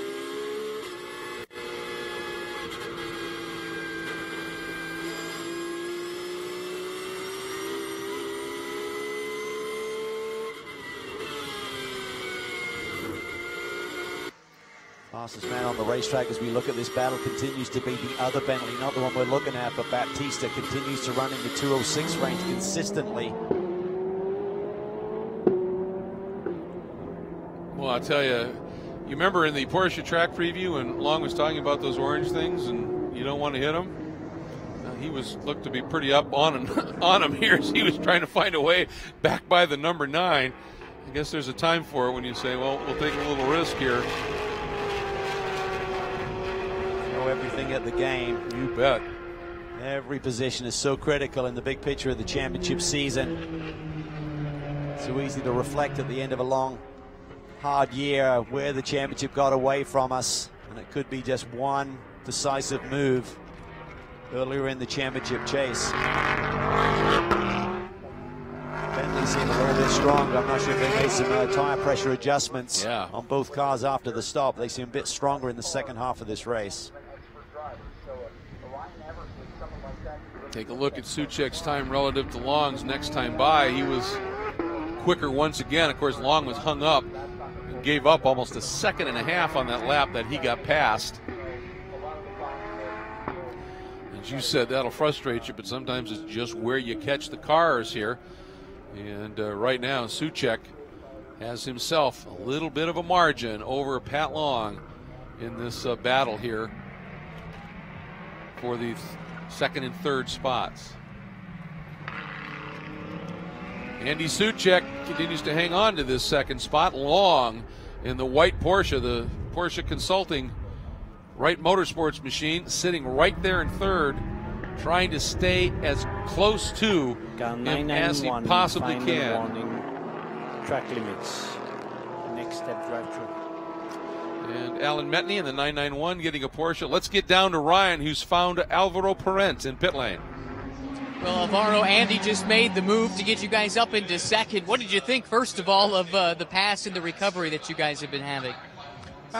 For sure, we had a really tough race today because we're starting from 12th. Something a little bit wrong there in qualifying. Maybe tires weren't working as properly. It was damp conditions. But anyway, we recovered a little bit, played it safe on the first stint, even though I think we had a faster car yesterday. We didn't make too much progress on the car, but the pass looked great. Andy's P2 at the moment. And let's see what we can do, if we can hopefully stay there. P1 looks a bit too far, and Patrick Long's putting some pressure, but let's see what happens. And we've just been watching the replay of the overtake. Did you get a sense for kind of how Andy was able to set up that pass? Yeah, it looked like Patrick defended into 10. And he braked on the inside and late, and Andy prepared very well the corner into the back straight. He prepared the line very well and just did the scissor, how you call it, and got a better exit and prepared well the main straight and got him on the straight. Hey, thanks so much. Thank you. Yeah, he did. He read the situation beautifully. I mean, what really started it was Pat getting hung up behind the Ferrari. And but Andy, that's what these pros do, is they're watching it and going, all right, got him. Yeah, and as I said, with this race circuit so wide, if you suddenly do get stymied and you don't have the momentum, you don't want to just leave that inside wide open. So Pat chose to hug the inside, had a lot of steering input coming off the corner, had a bit of a traction issue, and suddenly the Bentley Panson was alongside, nothing he could do. Yeah, traction control is a nice thing in terms of giving you straight line acceleration, but it doesn't help you when you're just too fast in terms of sideways rotation. They call it side grip. Right, yeah. It's not going to help that with the polar inertia there, but certainly on the hard acceleration but also if it's too intrusive, it's going to take power away. Yes. So there's a fine line as to how hard you have that setting on the car. Polar inertia, the physics of motorsport. That's something that I think people who aren't really sort of immersed into this sport sometimes don't grasp, is that every lap is basically a study in physics. Yeah, that's for sure. Getting the weight in the right spot in the car, when you need grip on that wheel or that wheel. It's just it's a fabulous science, no question. There's your leader in the Pro-Am category, Wei Lu, continuing to do a nice job, and he has got Rodrigo Baptista, however, has caught him. This is not for a class position, just an overall battle, but for Baptista, if he gets around him and up into the top four, considering where they were, drive of the race for this team. Yeah, just Baptista continues to impress. Doesn't matter whether he's leading from the front and dominating or cutting his way through the field like he's doing today and laying down quick lap times. I think he's very much on top of his game, and he's always reminded me of Juan Pablo Montoya in terms of not really saying a lot as a youngster. Certainly Juan Pablo has changed his character a little bit, become a lot more open, but Baptista does all of his talking behind the wheel. This is the number 99 111 Motorsport Ferrari, Alfred Caiola, that they're up behind. Wei Lu's going to be able to get by. He got stymied a little bit. Baptista thinking about it. Just smart, though. Yep, just realized it was too risky to dive down the inside. Just bide his time. Twitch there as he was scrambling for grip coming off. There's Jeff Siegel looking on at Wei Lu, putting in another great performance. They could sweep the weekend Drive in the Pro-Am category. To car 7-1, pit lane infringement. Oh, for the 7-1. Oh, the number 38, Kevin Milstein, having a problem here in the K2R Motorsports entry. And he's sharing with Alex Barron. And also a problem for the number 19 here as well. So some developments unfolding here as this race moves in to its final 20 minutes here at Circuit of the Americas. Today's coverage is being brought to you in partnership with VP Racing Fuels, with Acura, and with Lamborghini.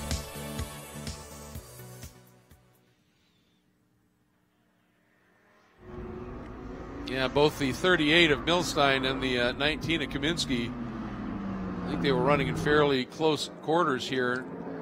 The car's stranded around the racetrack. Exactly. Be curious to see if we see a safety car period for these. That would certainly change the game. Molina has almost a 14-second lead. That's the last thing that they want to see from our Ferry Motorsports.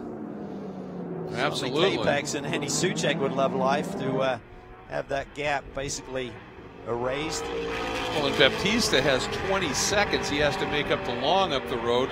That would be gone, and with the pace we're seeing from him, game on.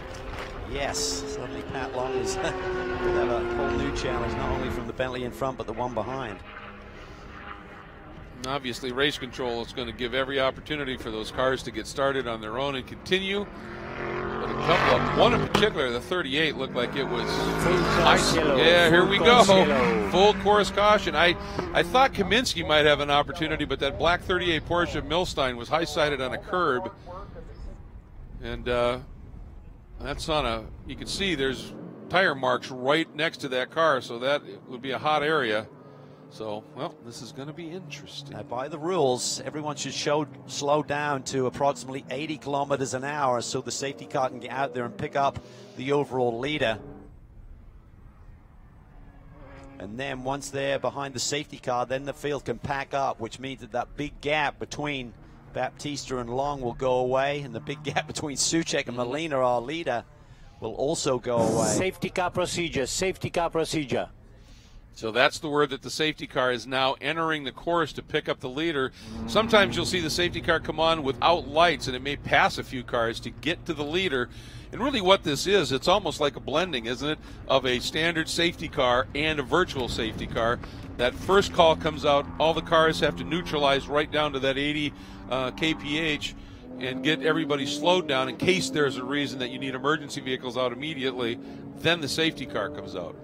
Yeah, which is super important. We had a situation at Portland last year with the Sprint X where we had a yellow within the pit stop window. Some people had pitted. Right. That allowed some of the cars to go flat out all the way down a pit lane, basically get a free stop and leap ahead of everyone by almost a lap. So I like this new rule. It should keep things a lot more simple for everyone to strategize around. And there's the 38 of Milstein. Again, the K2R Motorsports entry. Alex Barron, he hasn't been doing a lot of racing recently. However, a former standout in the Pro Toyota Atlantic Championship back in the day, did a number of seasons of IndyCar racing in the IRL in particular. Nice to have him back behind the wheel and in the paddock. And his co-driver Kevin Milstein. The number 19 of Kaminsky, that's the second of the 111 entries that he shares with Chris Cagnazzi, both drivers coming out of the Ferrari Challenge. Great to have that team with this series this year. And I'll tell you, that car that's now fourth in the queue, they had some serious speed. It'll be interesting to see what unfolds here. And Wei Lu had opened up a bit of a margin to J.C. Perez in the Pro-Am category. And Barkey, Agakani, Kurtz are in that queue as well. So the entire dynamic of this race has just changed immensely. Hopefully we'll be able to get the cars cleared up and get back to green in short order. Well, full course caution here at Circuit of the Americas. And I'll tell you, folks, this is going to get interesting because Molina had a big lead, some 15 seconds back to Soucek. That's gone. Long had 20 seconds to the very fast Rodrigo Baptista. That's gone. It is game on. This is fun. Oh, absolutely. The key is, like the Ferrari, hopefully Molina has not been pushing his tires too hard. And he's got something left to fight with. Well, and obviously it's the overall leader that will be most frustrated with that, and Ryan Marine has decided to get very brave and go try and get a word with Tony Vilander. Tony, Miguel is up front right now, but this yellow, it changes everything, and it looks like that Bentley is looming. What do you think we have in store here and when we go back to green? Yeah, and it's another Ferrari that stops on the track and brings out the full course yellow. So this is a difficult moment for each driver. You almost taste already the checkered flag, and now everything is to start all over again. It's going to be tough at the restart. Good and aggressive drivers behind Miguel. Cars that were really fast towards the end of the race yesterday. Yeah, my stint was okay. I enjoyed it a lot. I was semi-aggressive. I wanted to take that lead. It cost a little bit towards the end of my stint. The tires were... I didn't optimize the tires. I had to push a little bit too much in the beginning. But yeah, let's see. I mean, suddenly a victory now, a podium is a good thing. We need to come out of this weekend with a good, solid result. Even if it sounds strange, we had some learning curve this weekend. There's a new thing, a new element for this team, which is a refueling. So the whole pit stop process changes a little bit, and everything was quite tight coming to this weekend. We didn't have many months of preparation. I was confirmed for the championship a couple of weeks ago, so we didn't have a single test day and so on. So the break that comes after this race is good for us. And now in the here and now for Miguel, trying to hold on to this lead, where does he have to be on the alert for the Bentley? Where might the Bentley be able to pounce? Yeah, Bentley is an airplane on the straight line, so he needs to be aware at the restart. Probably he needs to get a good acceleration towards the turn one, and then it's up to the pace. If he has the pace, and he can pull away, but I've seen so strong Bentley the whole week, so it's going to be really, really tough. We qualified well for this race compared to the other pro cars, so that gave us the advantage coming to this race, and basically now the advantage is gone. So now it's up to the restart and the pure performance on the last part of the race. Great to have you back in the championship, and good luck here the rest of the way. Yeah, thank you. In this lap. Safety car in this lap. All right, there you hear it. At the end of this lap, we will go back to green. I'm going to ask you here, Cal, obviously they're not sitting still like they would, but these cars much reduced pace. How much heat, how much efficacy will they be losing from these tires? Yeah. And how long will it take to get them back a little up? bit. Yeah, they'll certainly cool off. They're not going to be optimum when they get up into that brake zone for turn one on the very first lap, particularly for Molina. If he tries to protect and goes in an acute angle, he's probably going to wash out wide coming off that corner, and then that's the question, is anyone side by side with you at that point in time? But probably halfway through the lap by the time he gets down through these S's. The nice thing is with the S's, they keep coming at you, but you're loading both sides of the car. And by the time you get to that brake zone for turn 11, these Pirelli P0 should be back in their sweet spot, I would imagine. Here's a look at Andy Suchek in that number 9 Bentley. Right behind Molina in the Ferrari, Long in the Porsche, then Baptista. And then your leader in the Pro-Am category, the extremely impressive 31 of Wei Lu, that black Ferrari behind this number 3 Bentley. The 71 of Perez and the green Mercedes is second in the Pro-Am category. Third is Martin Barkey in the number 80 Racer's Edge Acura. Impressive run here by the now 16-year-old in the one of the surprises here for U.S. Racetronics, Steve Agakani.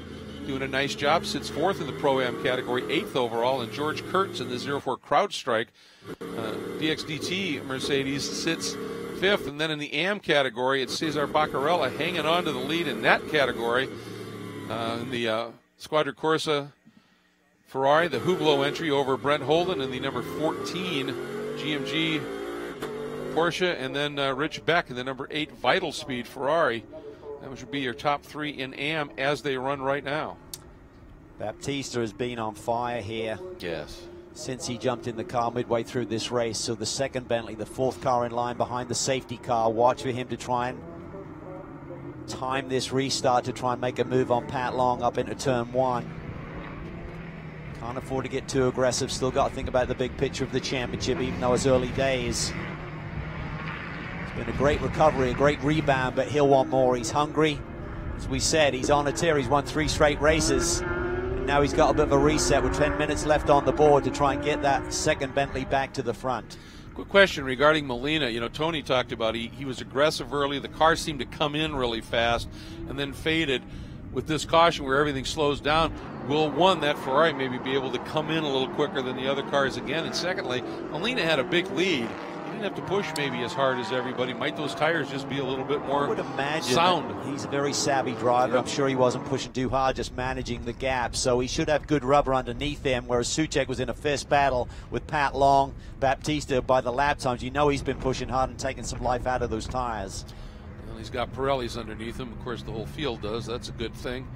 We'll see how this plays out. Now, once they come out of turn number 20 here, the rule is you can sort of gently continue to smoothly increase your speed. You're not supposed to just go, but he's got him pretty well reduced here, doesn't he? On board here with Baptista from the 4th position, the second Bentley. Oh, and Soucek got a big jump there. He doesn't pass him. Green flag flies, and Soucek takes that Bentley straight to the front. Molina did not control that very well, just too slow off that final corner. And Andy Soucek pounced for the lead. Baptista down at the inside, and Pat Long has to give it up. Nearly got in the side of the Ferrari. Pat Long comes back at him and regains 3rd position. Oh, but look at Molina trying to fight around the outside. That could give him the inside when they get to this next section of S's. And he's through. What a move on board with Miguel Molina as he retakes the lead. And I think Wei Lu had a problem. I thought I saw him spear right off the outside up at turn 1. That could be a big development in Pro-Am, but what a fight-back move by Miguel Molina in that R. Ferry Ferrari. That was a pro move. He would have been frustrated after the initial restart. 7-1, drive-through penalty, pit lane infringement. And they're still calling for the drive-through. There it is. I saw him go off track at the exit of 1. I wonder if there is some contact because he now is parked. That is not turn 1 at this stage. That's later down into the S's here. But, so that's interesting. Wei Lu parked by the side of the track. 7-1 still needing to do a drive-through. That might promote the 80 of Barkey up into the lead in that class. Oh, Henry Schmidt. That's some serious contact. Got 2 cars stranded around the racetrack. I'm not sure how much more green flag running we're going to see. Let's take another look at it. You saw it, Greg, early. Sure if there's a technical issue, if there was contact, then there's contact right there. That's where Schmidt got hit. I wonder if that may have been when Wei Lu came back on, perhaps. Did they get together? Wow, huge developments. Molina wasting no time, opening that margin up just a little bit. On board here with Baptista from the 4th position, had that mega start. Got inside of Pat Long, was worried about getting into the side of the Ferrari, and Molina had to check up. Pat Long pounced to open up the hands, swept around the outside and regained that 3rd position. Let's see what kind of laps he's running here. 209.1 for Molina, 209.9 for Soucek. 2 cars behind him in the 210s. And with Wei Lu off, the 71 Mercedes comes through, but once again, that car has been called to pit lane for a drive-through for a violation. So that car has yet to make that move. So things evolving certainly in the Pro-Am category as the battle up front continues to be led by Miguel Molina. And in the Am category, it is still Cesar Baccarella in the Hublot Ferrari, now up to 12th overall, leading that class. Seems like we may be staying with localized yellow flags, not a full safety car procedure here. Let these guys race to the finish with just over 6 minutes to go. The 71 car still got hit pit lane.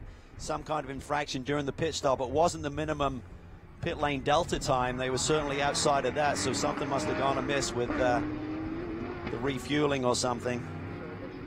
Yeah, maybe too many men over the wall, possibly. Yeah, because they didn't, normally they would say if it was speeding, they would point that out, so it was some infraction on that order. Is that Wei Lu able to get going? Trying to limp his way back in here. There's the number 71 of Perez. Have to see, he better to hit pit lane than be DQ'd. Yes, that's for sure. So, and there's Barkey, who would then assume the lead of the Pro-Am class. 4 racer's edge in that Acura NSX. And with those developments, then George Kurtz in the CrowdStrike DXDT Mercedes would it move up to second and Agakani to third. So let's see. Here we go. Does Perez make the move? Not sure he's getting the communication. Yeah, that's a very good point. Meanwhile, there's Molina, chased by Soucek, Long, and Baptista. Battle for the lead, and there is Perez.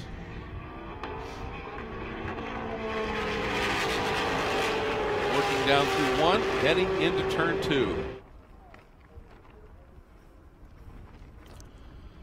Miguel Molina has managed to open up about a second margin to Soucek in the Bentley, the Ferrari over the Bentley. Pat Long, another second back in third in the white 58 Ferrari. In fourth, the second of the Bentleys, the number 3 of Baptista, another second back. So those are the margins, and these four have already opened up and established a pretty sizable margin back to the rest of the field, Cal. Despite mistiming the initial restart, Miguel Molina immediately pounced, and that Ferrari came to life very, very quickly. But now Soucek is finding pace in that Bentley. I think he has the ability to close that gap to the leader and maybe put the pressure on once again. Riding on board here with Miguel Molina on the long backstretch down towards turn 12. And we're going to have, I think, 2 laps to go when they come by start-finish this time.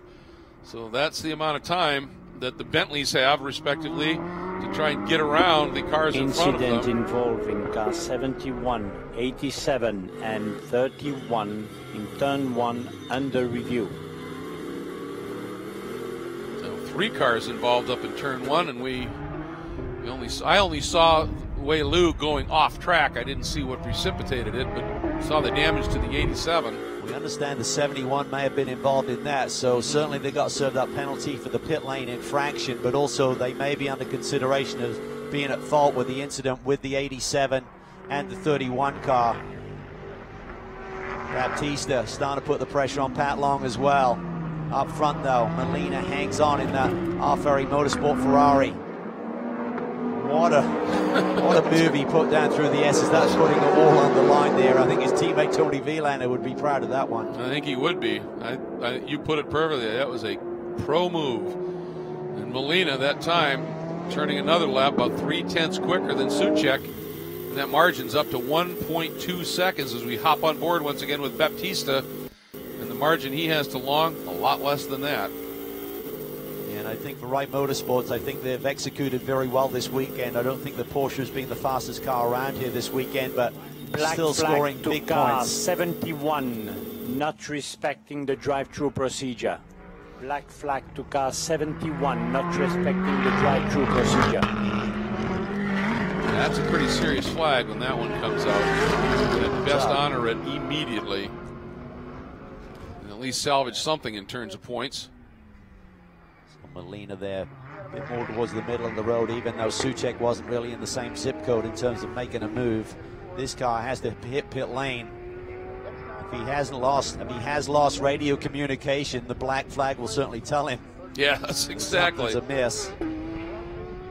Well, and he's been called multiple times for the drive-through. So basically what that message is... Here we go, Baptista looking on Pat Long there.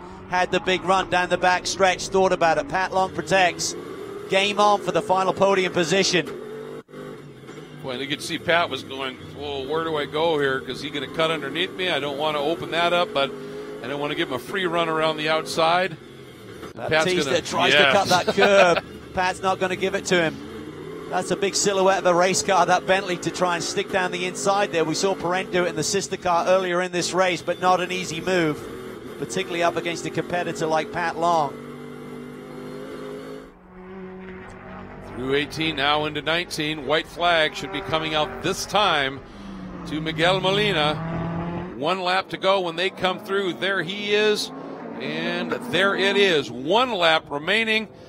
Unless Miguel has some sort of an issue, he looks pretty solid, but that, as you said, final podium spot, I think, is well up in the air at this stage. Well, I think this comes down to, as you talked about, Greg, the fact that he wasn't under pressure when he was back into the car. Once the pit stops had cycled, he had a healthy 13, 14, 15-second lead as the 71 car finally hits pit lane for that black flag.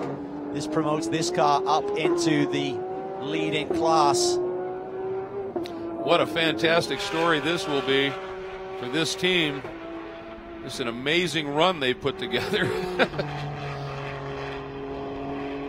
Hats off to Martin Barkey. Yes. You know Kyle Marcelli's talents behind the wheel. That's been demonstrated for many years. But for Martin, he's won at lesser levels, but this is a big league win for him potentially on the cards today. You bet it is. Meanwhile, Molina, one last time. Crucial corner, turn 11. No mistakes there. Don't light the car up going in and get it crossed up. Everybody getting a good drive off this corner. Molina looking strong, but look at Baptista on long in that battle for third. The Bentley on that white Porsche. He's got a run going. He's Yes, got he the draft. does. He's not quite close enough. Pat Long, middle of the road. Baptista looks to the inside. Pat Long protects. How aggressive is Rodrigo willing to get here in the final few corners of this race? And as you said, boy, he's hunting, trying to figure out a way. A lot of experience behind the wheel of that 58 machine. He's not going to make it easy. Parks it down to the inside, does not open up the door. Baptista has a run though, opens up his hands a little bit, tries to get the exit speed.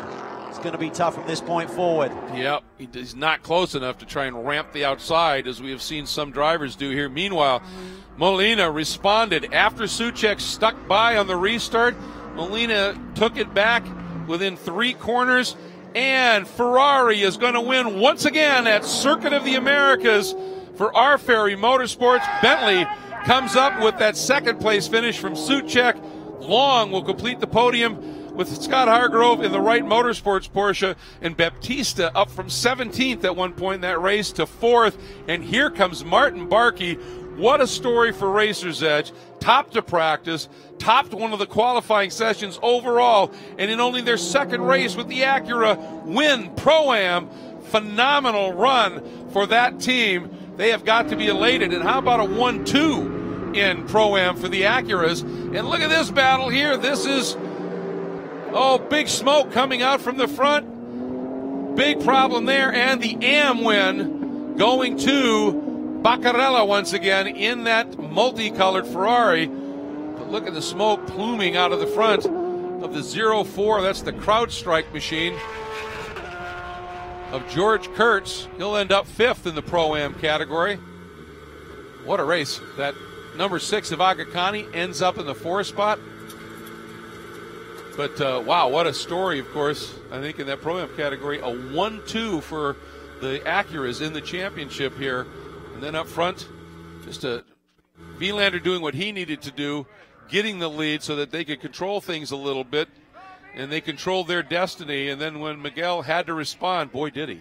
He really did. Fantastic. He would have been frustrated with that initial restart, but immediately pounced. He'd saved some rubber on that Ferrari and was able to make it stick. But hats off to Soucek as well. That could have been a decisive moment if he'd tried to fight any harder. I think they'd have both been off because Molina was committed. And we just got a report from pit lane that apparently the 71 was the car that got into the side of Wei Lu up in turn 1. And obviously the 87 BMW got involved as well. I'll tell you, this is one of those, and it happens so often, and that's why these teams and these drivers of the caliber they are, you're going to run into some sort of an issue. You've got that big 15-second lead. It's taken away into yellow. And how do you respond?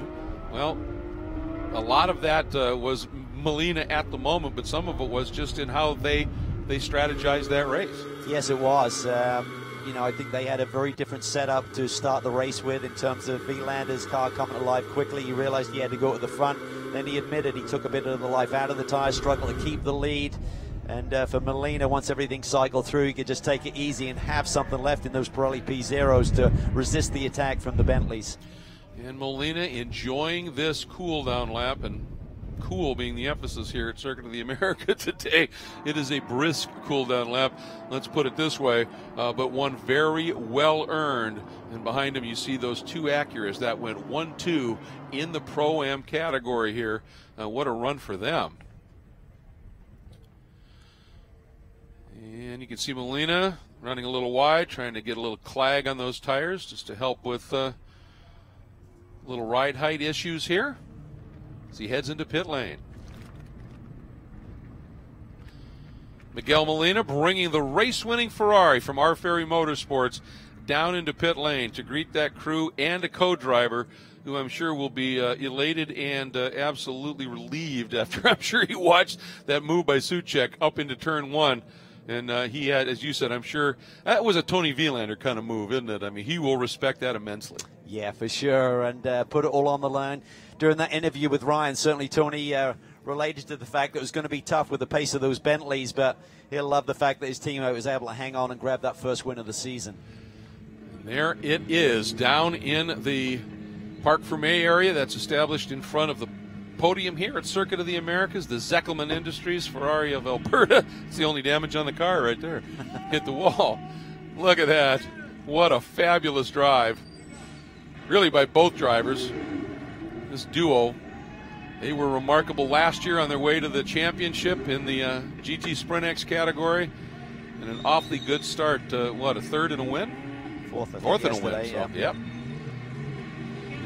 So pretty solid indeed. That's Big nice respect to see. there. Yeah. You got to love that. We're talking it through what happened. Yeah. Andy timed that restart to perfection. I think Miguel just made a mistake by bringing them onto that front straighter way too slowly. Then there was a big acceleration run, and Andy just went a blink before he did. Nothing he could do. It almost looked like Suchek at the end there said, "We're good, right?" And they certainly are. And Ryan Marine has found his way to the podium Parc Fermé area, Ryan. Miguel, a fantastic effort, a fantastic win, and you really turned it there on that restart, didn't you? Take us through on the restart, Andy. Well, we know that they have a better torque than us, and as soon as we put the power down, we know that the Bentleys has more power than us, and that compromised a bit the restart. Hey! And yeah, but at the end, I could keep it. These two turned into such a dynamic pairing last year, you were saying. No, yeah, I was saying that I knew that I should overtake him as soon as possible because I was missing a few laps to the end. And I committed and I went for it, and that was the important. This time it worked out. We did a fantastic job. We start this project this year quite late. We couldn't do any testing before coming here. And to be here with Remo Ferry Motorsport and with Tony again, that's a fantastic sign, and for sure we will enjoy the year. And starting again the season with one win, it's always important. Congratulations, well done. Thank you. All right, let's continue to walk down pit lane here, and let's get to our Pro-Am winners. What a remarkable story this is here. Kyle Marcelli, Martin Barkey. Guys, we're going to have to jump in here for live television. I apologize for that, but Martin, anything for you. We were talking earlier in the week, and you were saying you weren't even sure you were going to be racing this year when this deal came together. Made the right choice, didn't you? I sure did. Not only with, well, of course, the right co-driver here, but the right car. Can't say enough about the Acura NSRX. And you know what? John and his team at Racers Edge, everything just came together. First GT3 win and double podiums for the first weekend of the series. So hats off to SRO and everybody here. Great competition. It's going to be a lot of fun. Pretty outstanding stuff. And for you, Kyle, a co-driver that you've driven with before, but it's been a while. You feel like you've got some chemistry reignited? Yeah, sure do. And, you know, it's not just us as co-drivers. It's the whole team. I mean, it's a young group of guys, and they're so passionate to be successful on the track. Can't thank them enough. Just a fantastic weekend. We exceeded all expectations. I can't say thanks enough to Racers Edge, Acura NSX, and my co-driver Martin Barkey. It was a fantastic effort, guys. Well done. Let's go ahead and move on down and see if we can find our AM winners here. We got Caesar and Martin. Guys, congratulations, a sweep of the weekend. Oh, man, we're so happy. The start of the race was chaotic. It was like I couldn't go anywhere. I was like, where am I going to go? Grass, and it was spinning. But then I was able to just pull the car back in first, and Cesar, again, did a great job, and we kept this baby in P1. Happy to have you back in victory lane. Caesar, pleased to be back with this partnership from a year ago. Oh, yeah, without a doubt. Good one. There's a personality here. It doesn't get any more fun than that. But the beginning of the race, it got bottlenecked. We got a little scared a little there. But you avoided everybody and just you worked the way to the front. And then once I had the lead, just cruise control. We just kept at a nice, fast pace. Super excited. Well done, guys. Go get your trophies. Thank you. Woo!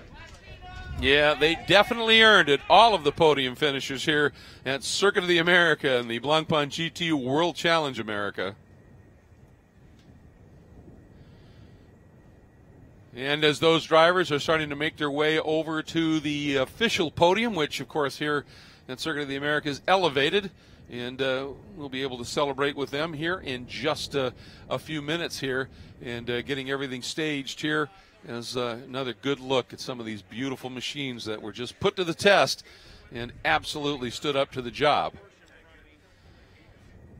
And the drivers are making their way up to the official podium ceremonies. Let's take a look at the provisional race results here.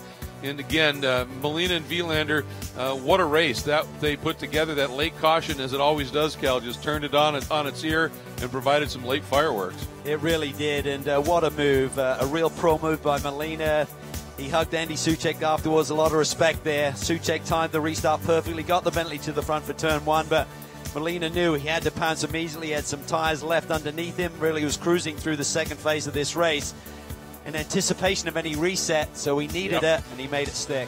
And quietly, a great fight-back job to 5th overall, 5th in pro by Daniel Murad and Michael De Quesada. Murad, late in the race after that caution, did a superb job. Then Barkey winning with Racer's Edge and Marcelli in the NSX, but Till Bechtelsheimer and Ryan Eversley in the Acura completing the 1-2 sweep. And then the Porsche, the number 91 Henry Rifle Porsche of Imperato and Dennis Olsen for this race, completing the podium in the Pro-Am category. And then in Am, of course, Baccarella and Fuentes in the Hublot Ferrari.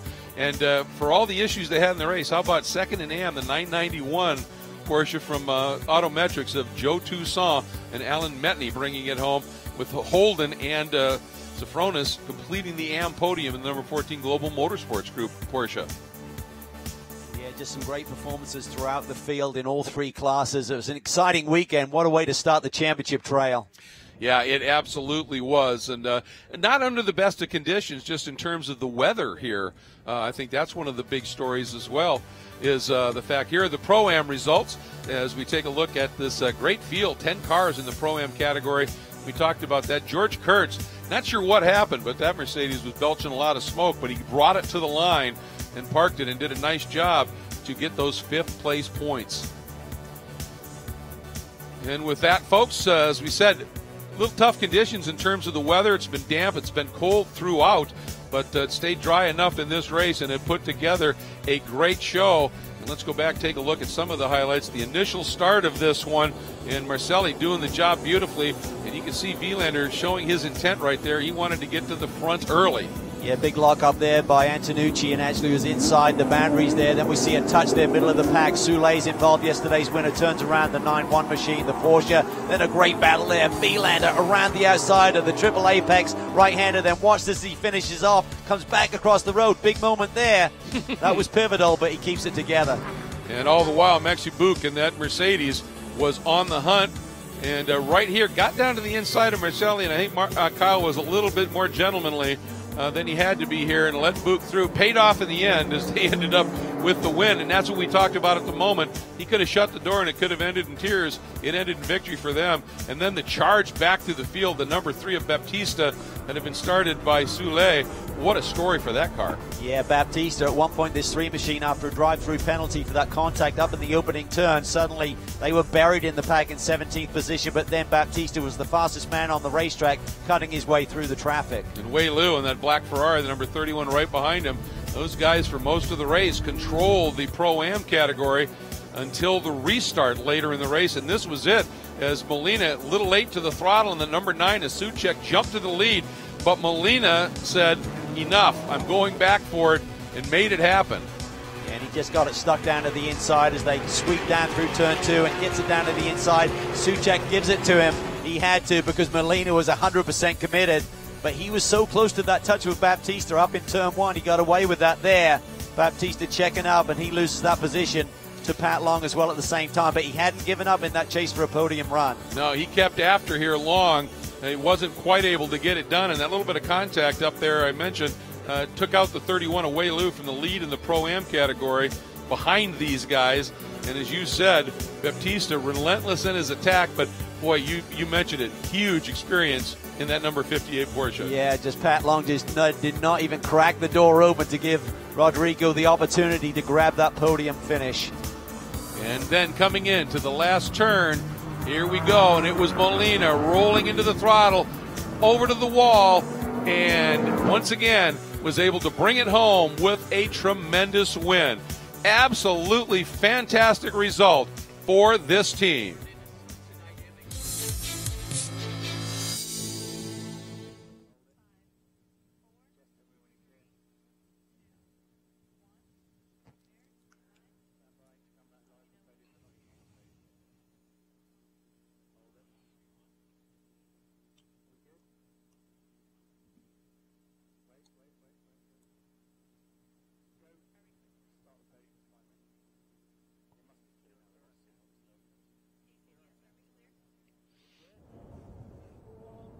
And, of course, the drivers and the teams from that great event now on the podium and making their way up there for the podium celebrations.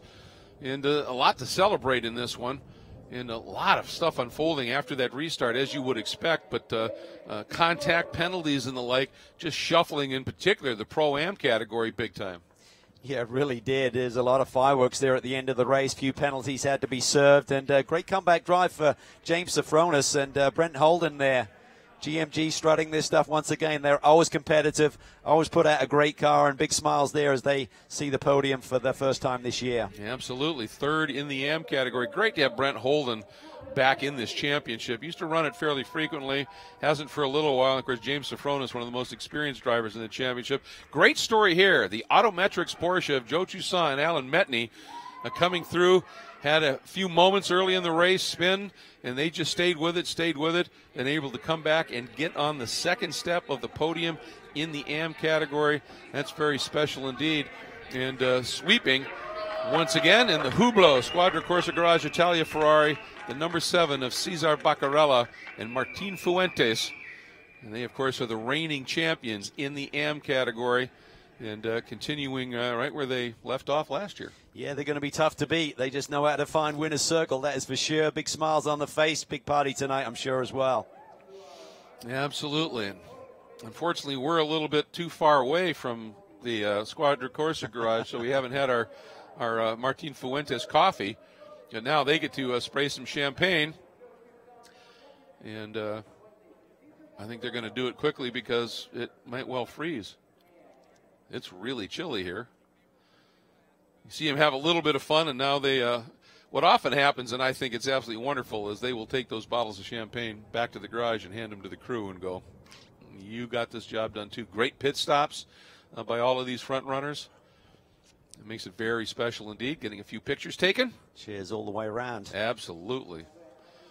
And very well earned. And, of course, next up will be our Pro-Am competitors, and it's pretty remarkable how this one unfolded here at the end with all of the crazy developments that unfolded. And you end up with a great third-place car. Remember, they had a bit of a moment early in the race in that number 91 Henry Rifle Wright Motorsports Porsche, Anthony Imperato and Dennis Olsen, and they came back with an absolutely stellar drive through the field. They really did. We're in the wars all day long. Got turned on that first corner. Soulé got into the side